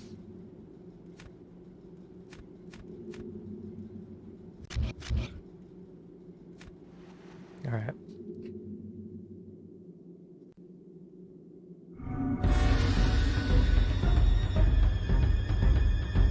Love those drums.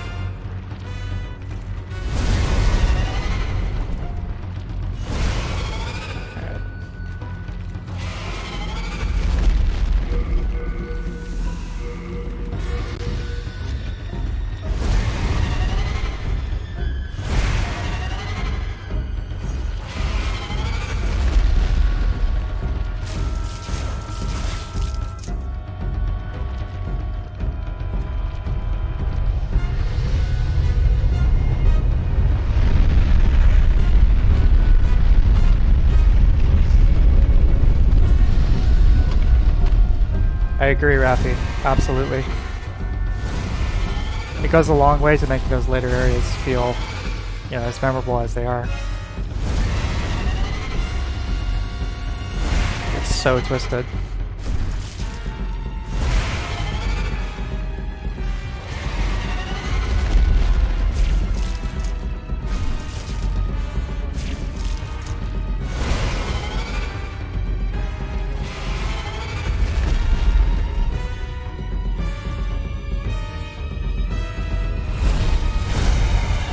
Trick me.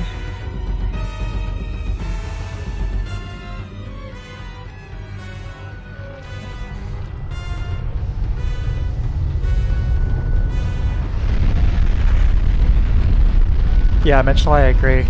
You know, in a vacuum, you know, they're really, you know, nobody's arguing, you know, that they're not, you know, fantastic arrangements, performances, and recordings. It's just the context is maybe not on point. The remake.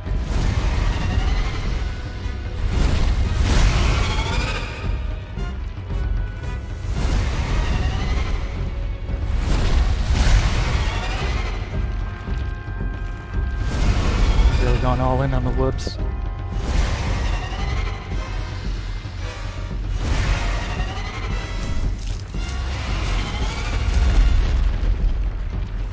Maneuver. Oh.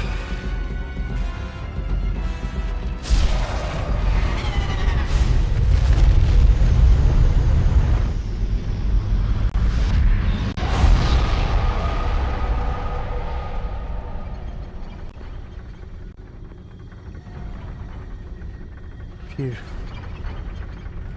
Missed an item back there.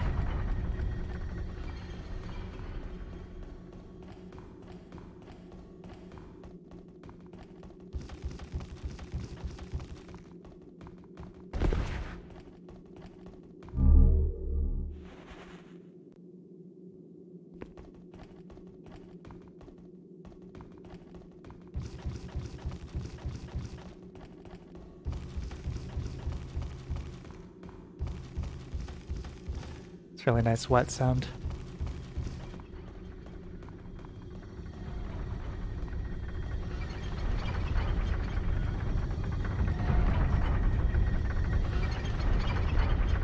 Yep, agree with both you guys for sure.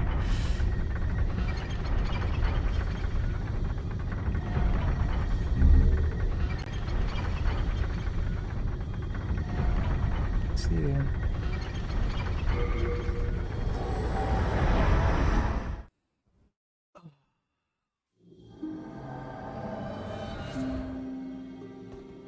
How has the video been?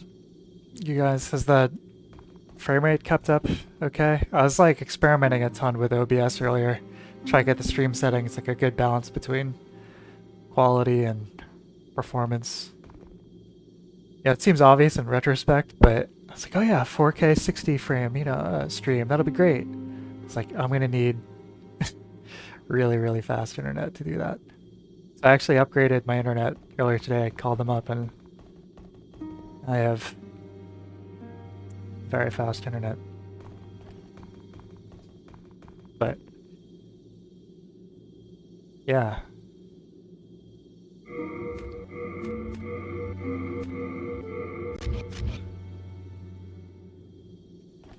Let's see.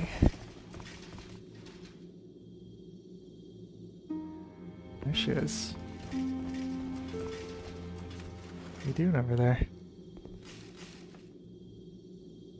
Thou seekest soul power, dost thou not?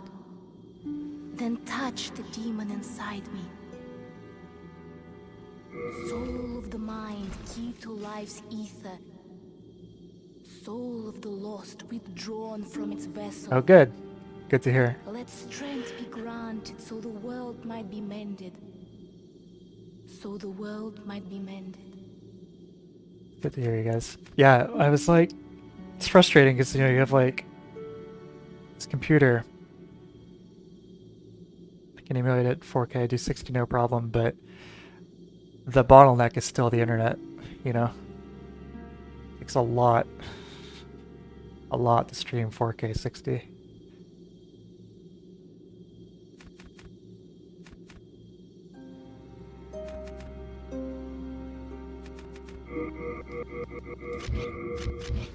Art thou done? May thine strength help the world be mended. Kind of want to do one more level. I'm gonna go grab a drink of water. Why don't you guys decide where should I go next? I'll be right back.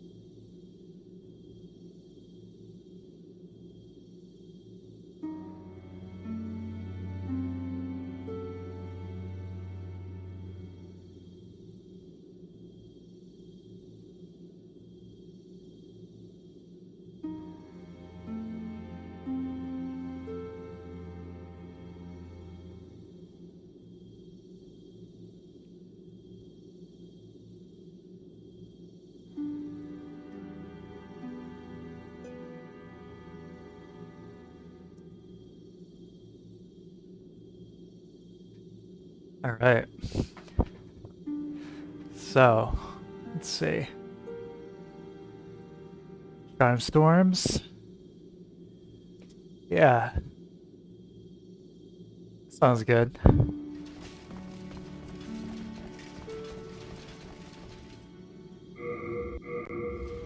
I was really hoping you guys were not gonna say Tower of Latria, because as much as I love that area, I think that first stage that's got to be probably the longest out of like any single stage in this game, I think.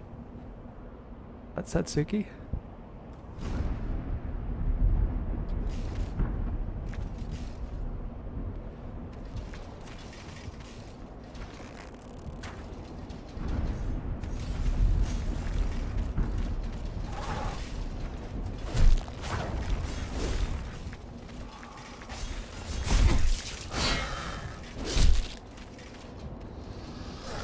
Yeah, this area has a wonderful atmosphere. I mean, they all do, really. It's just one of those prime examples of just nailing that dream. Like, this whole game feels like some kind of twisted dream. I love it. And this is one of those areas that really exemplifies that.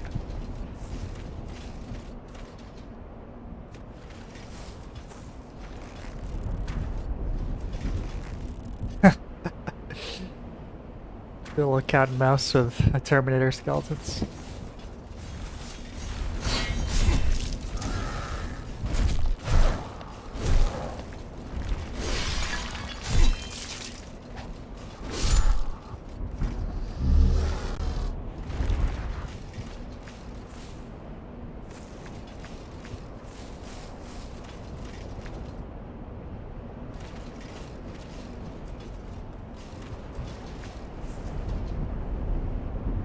Yeah, just look at that.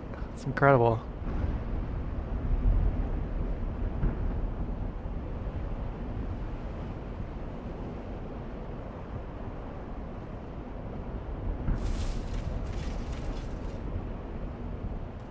Yeah, glad you're enjoying it, Mitchell. Absolutely. Me too. It's a treat to see it like this. So I was like building this computer I was mentioning, and it's like, okay, like yeah. I'm gonna play, I'm gonna play some of the new games and stuff, but it's like, I'm gonna play Demon Souls. I'm gonna emulate Demon Souls. 4K 60. It's gonna be glorious.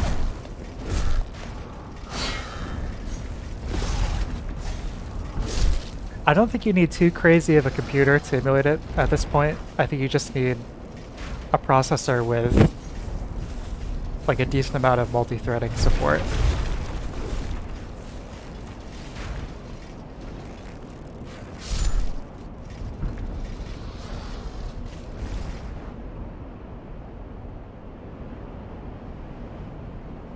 Yeah, the fact that there's no other landscapes on the horizon at all really adds a lot. It's like truly, truly isolated. Like this is some kind of purgatory. Literally, place of the dead.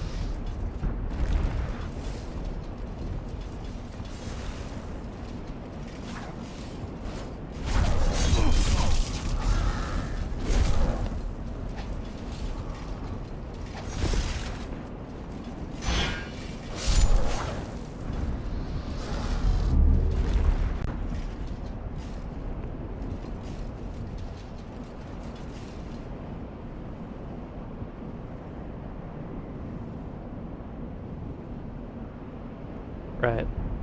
Yeah, exactly. Yeah, it's just one of those things, It's like they chose to have it be like this because that's what they wanted. It's not because you're applying to Mitchell here. It's it's not like it was a decision like, oh, we wanted to do rain, but we couldn't, We wanted to have it's like very deliberate choices.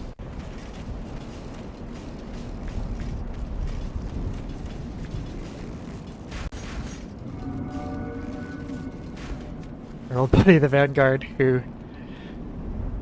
got his first kill on me in several years when we first started earlier this evening. Coming back for you.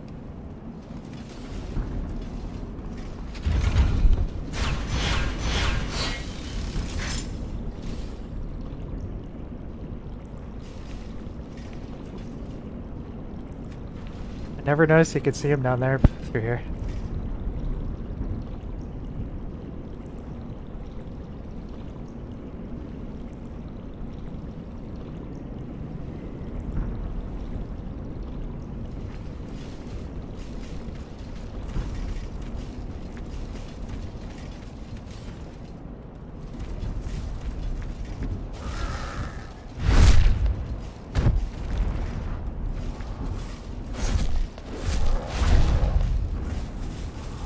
I love that combo. The two-handed longsword. Shit. Pretty flashy.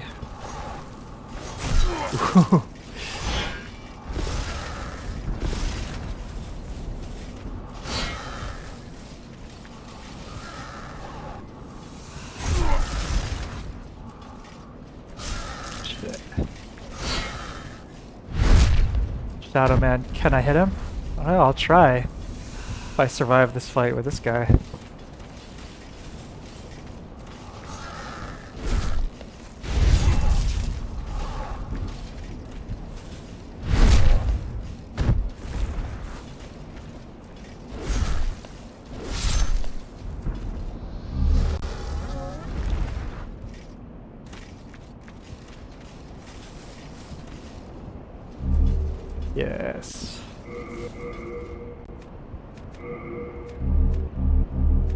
Yeah, pretty solid upgrade.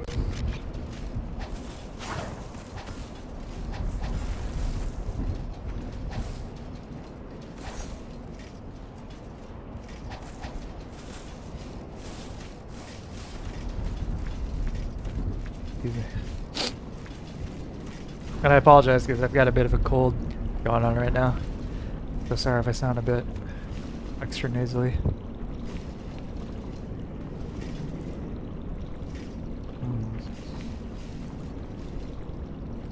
You can't aim straight down in these games. Or straight up for that matter. So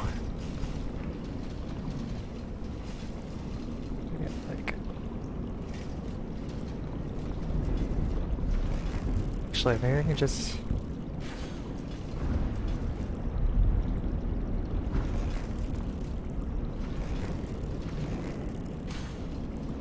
Nope. Hitting the grating.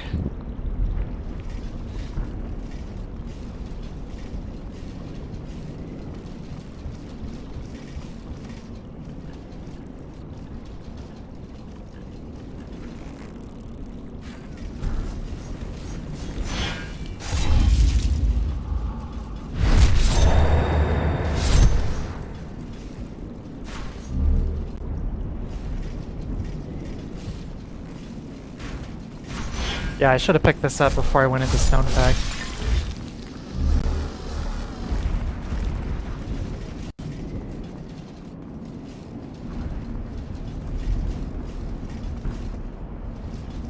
Oh.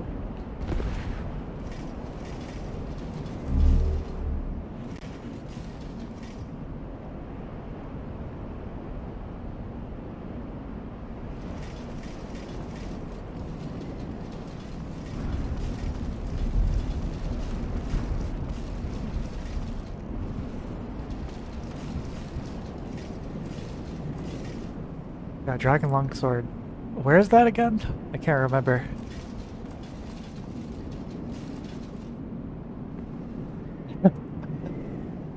Yes. Fake grading.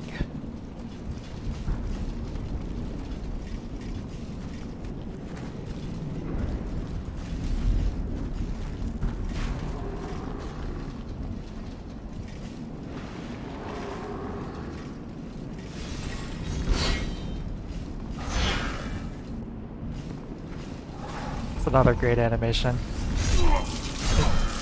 Your shield gets totally knocked back, you're out of stamina. Alright. Stop. Try to be Mr. Pro PvP here.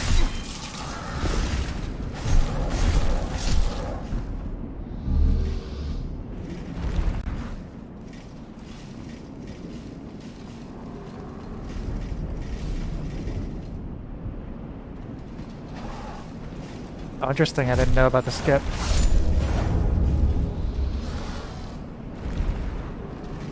Yeah, in these games, I think it's neat for the most part.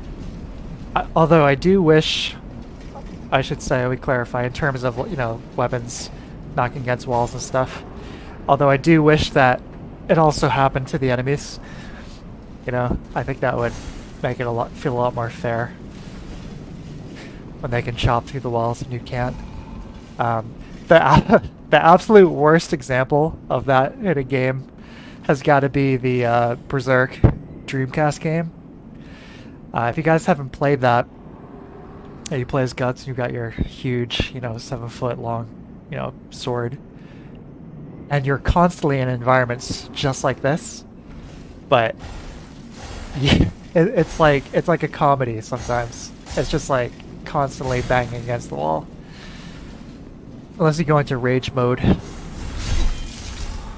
Just limited, of course.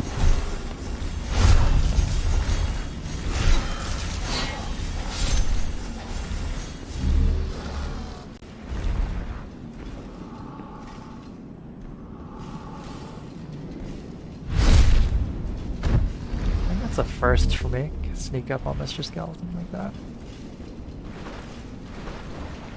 Alright.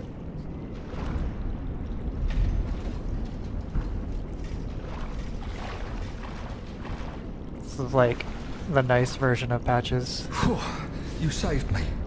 Heavens, I can't believe I fell for that trap. I suppose I owe you now. I'm Grave Robber Blige.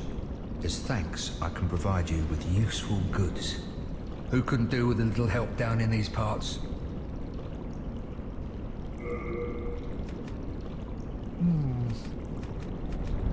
Buy some of Blige's very own sticky white stuff. I don't think so.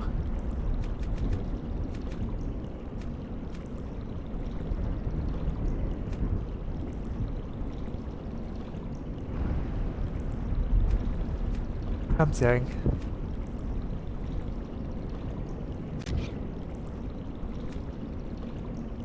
Yeah, I agree, Corpse. I wish you could just have the regular kick with the curved swords. Far more useful. Or I guess in Demon Souls' case, the shove. This shrine was used in a ghastly ritual by an ancient tribe. They've long perished, and now demons have put the souls to work. At least here you're killing things that are already dead, like skeletons and shadow lurkers. That's what I like about this place. Better than killing those poor, soul-starved humans, right? Better than killing those poor, soul-starved humans, right? That's right. You're a good guy, Blige. Nothing suits your fancy? Well, don't be too frugal. A bit of indulgence goes a long way. Yeah, it's this guy and, what's his name? The Pyromancer from Dark Souls 1. It's similar. Very nice guys.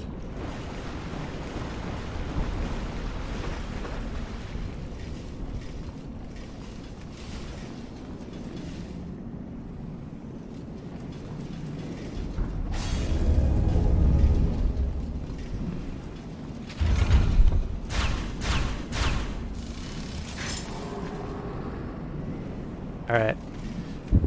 Let's get our revenge.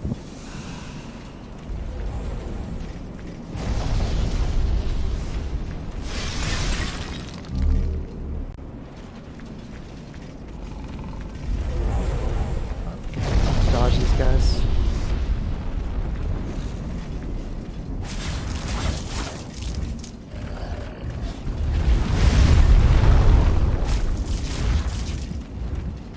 Ooh.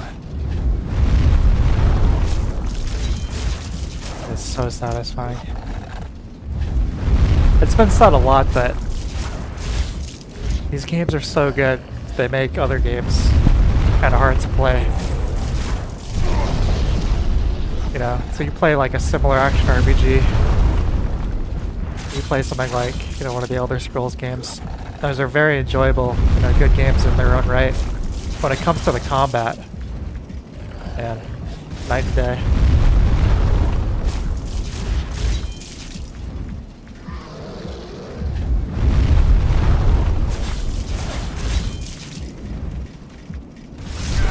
Oh my god! Oops.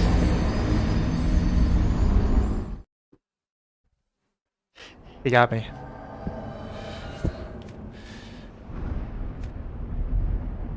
Can't believe it.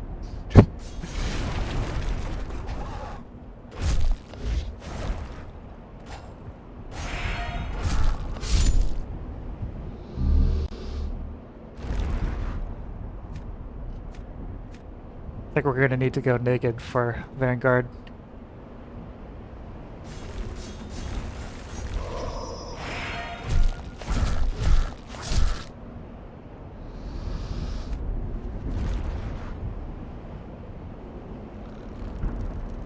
Yeah, Vanguard, my rival.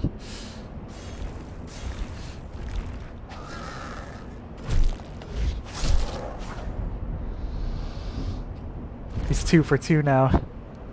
We really gotta get our revenge.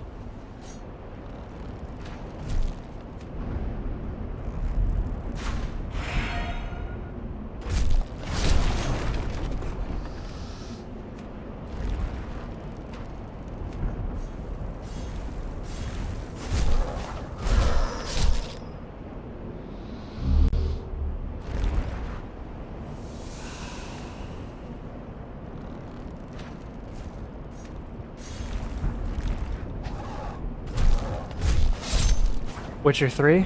Yes, I have. I played it on release. I really enjoyed it. And I've been thinking about playing it again recently, but I've read that they are currently working on an enhanced edition that's going to add ray tracing and some other fancy stuff. So I'm gonna hold on until then. But I really love that game. I thought that was really good. Enjoyed that a lot. I think a really good atmosphere. I guess we could just stand here and do this. We're not gonna do that though. We're not gonna cheese it. I forgot to take my armor off. Also forgot to dodge! Whoops.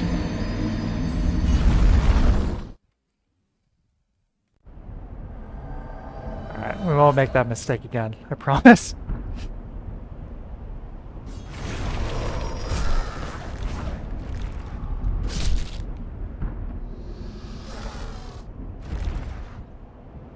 Rafi, that's technically true, but if you count all the other times I've played this game, it's more than even. I swear. It's tough, guys. It's tough playing and talking at the same time.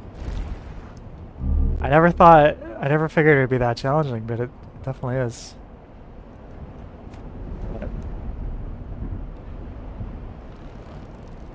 Get up there. We'll kick his ass. We'll take care of him.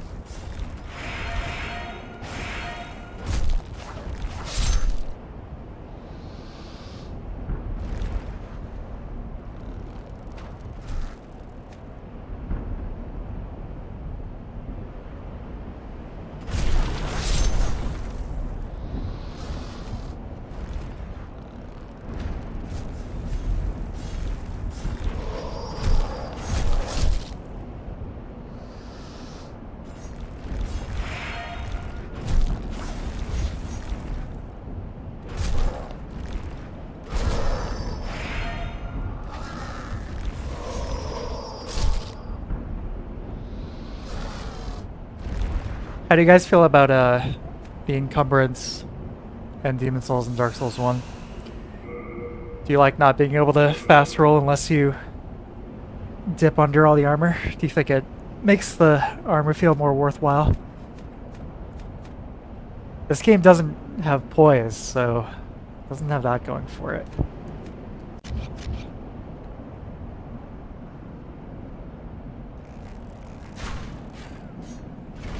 Do some nakey jakey action.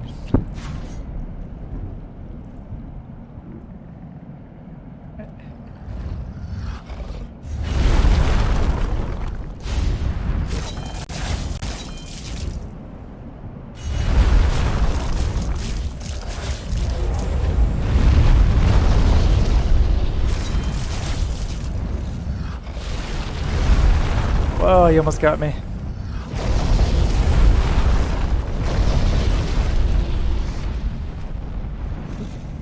Is building a PC hard? No, not really. It's, you know, it's kind of like everything, all the parts can only fit in one way, basically, you know? So it's hard to mess it up too bad.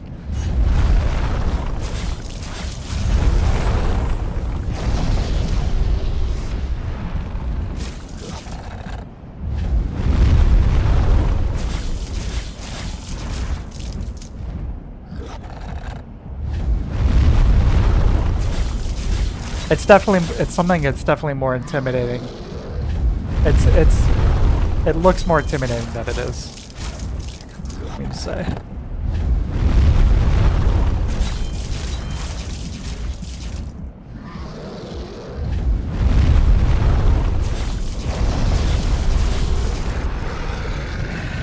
There we go.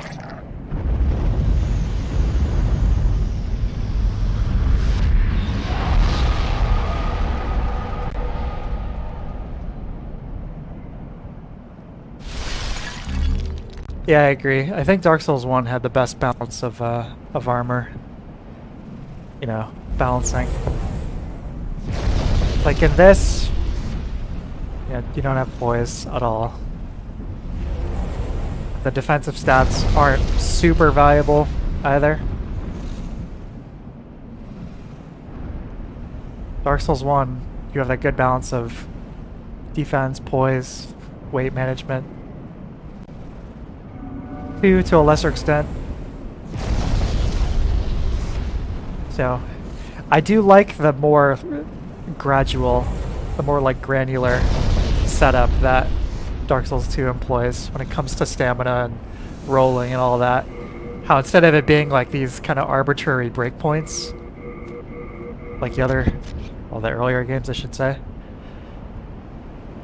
Yeah, because it does feel a little ridiculous. It's like, you know, you're wearing a full set of like armor, like legging armor, and you're able to do like backhand springs, you know, like full backflips, total like acrobatic stuff. But suddenly you put on a pair of gloves and, you know, now you're rolling around like, you know, you're a drunken amateur or something. So it is a little, you know, like game-like arbitrary in that regard. But a sweet spot I think would be right between the two. Dark Souls 1 and 2's approach.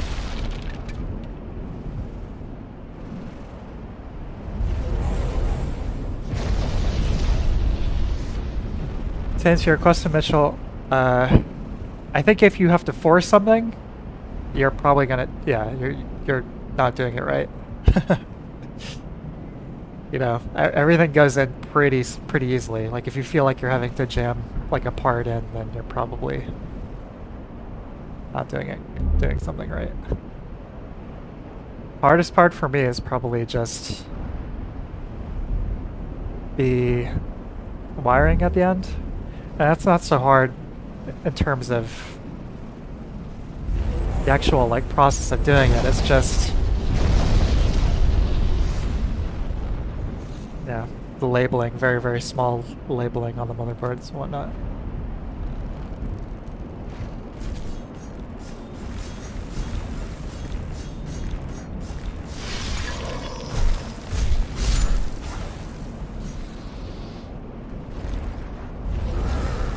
Oh, jeez. Now I'm fat rolling.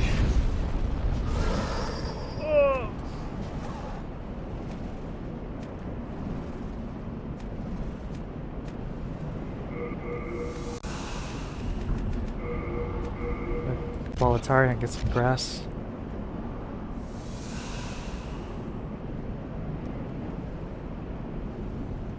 Yeah, you guys are right.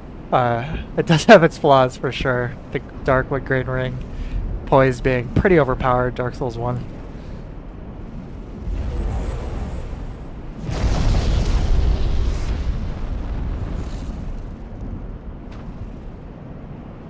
Absolutely.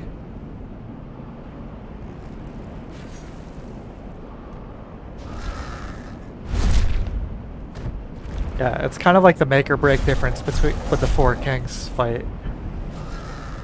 Like if you have enough poise, enough DPS, that's like a cakewalk. Otherwise, very, very challenging.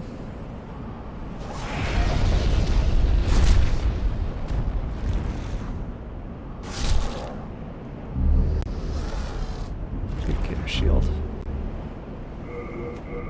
Like one of the strangest looking shields in all of gaming.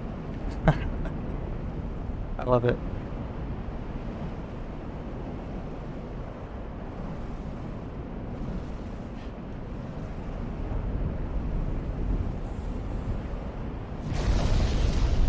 Like just trying to get a closer look at the details in this shield.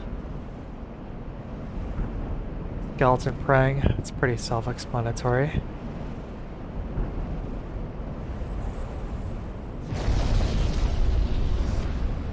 Forest. Have I played the Stalker games? I've played some of the first one, but it's on my list for sure. When I played it, it was actually on a crappy MacBook Pro boot camp. So, you know, I started off and I was like, okay, I know that I'm not gonna do this game justice if I play it on this thing, you know? Like resolution way down, everything turned way down, and then still, you know, like a frame rate of maybe 30 if I was lucky.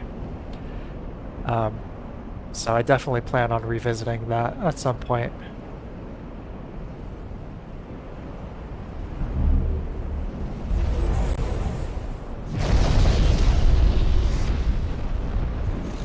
Yeah, exactly, you guys. Exactly.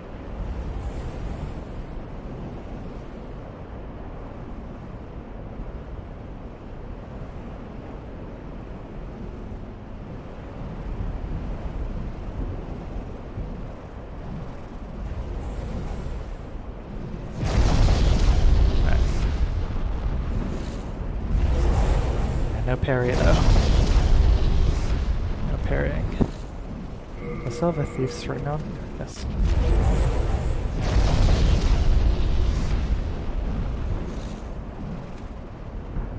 I'd love to be able to... Oh.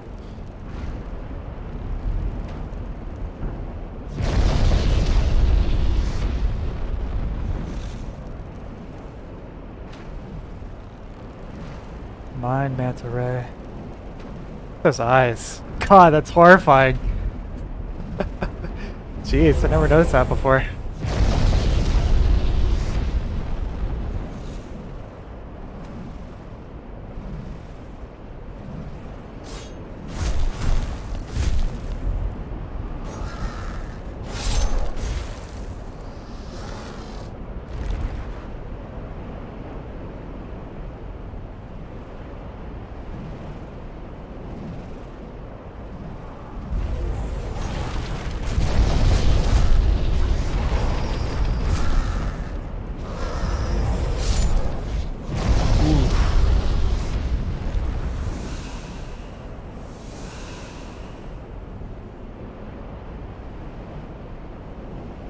Still at it.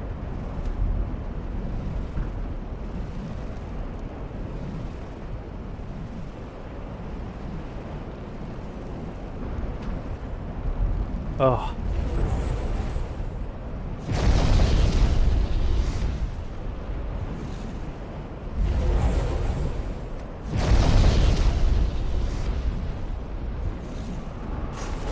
Oh yeah, got the sword I can't push. Shit.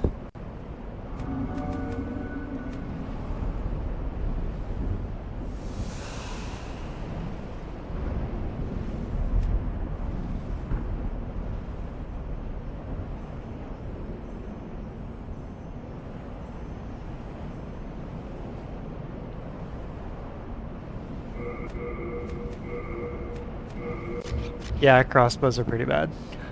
Absolutely.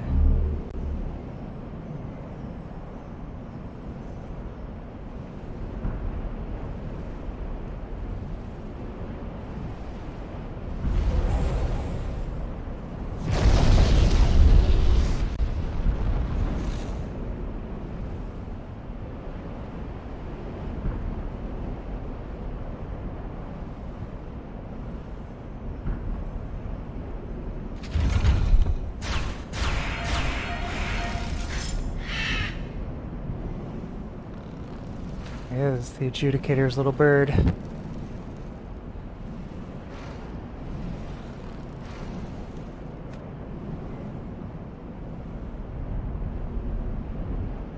He just bugged out.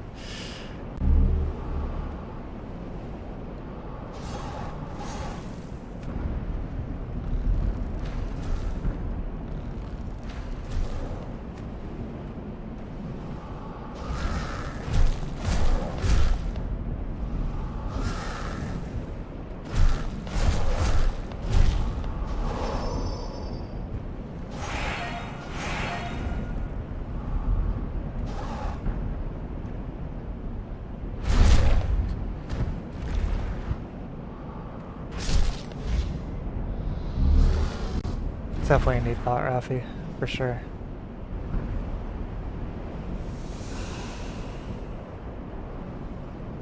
Alright.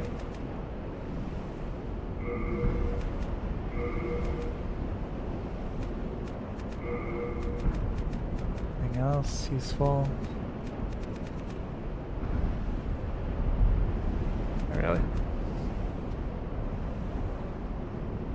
Wow, Mitchell, that sounds like a really... that's a mega skip. I'll have to check that out. I've never watched any speedruns of any of these games. I should. They have all sorts of... I know about the one with Sen's Fortress in Dark Souls 1. Where are that? Oh my god.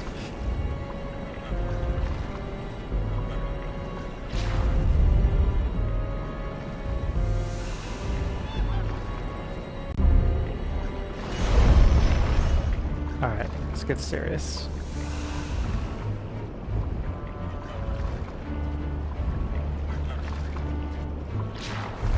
The Adjudicator in all his 4K glory.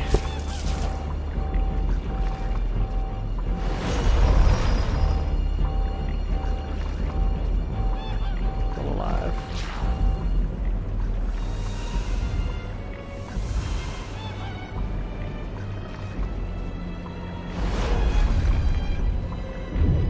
Yeah, the sound effect. Oh.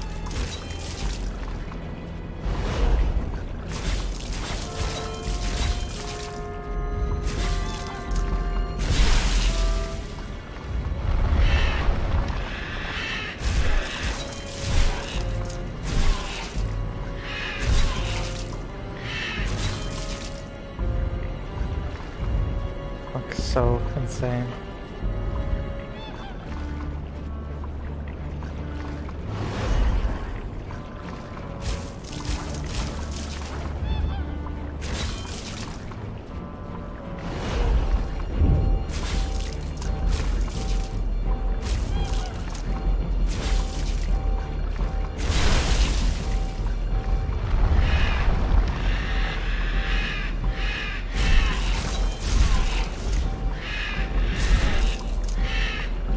Real cool design.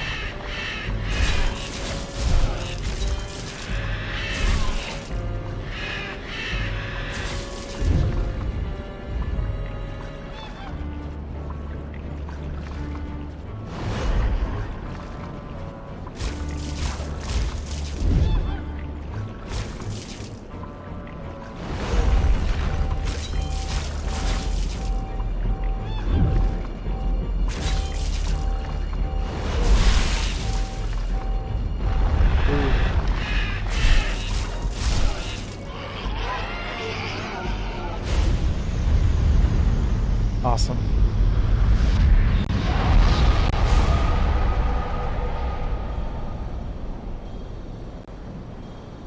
God, I love this game. Ah.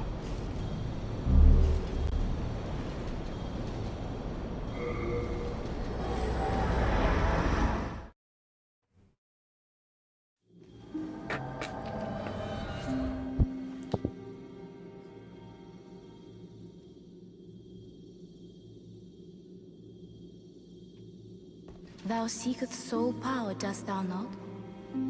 Then, soul of the mind, key to life's ether. Soul of the I lost, might- withdrawn from its vest. Art thou done?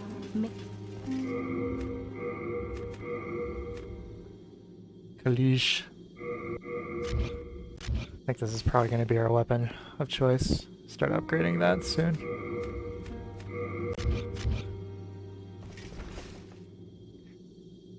Been streaming almost 3 hours. Oh, jeez.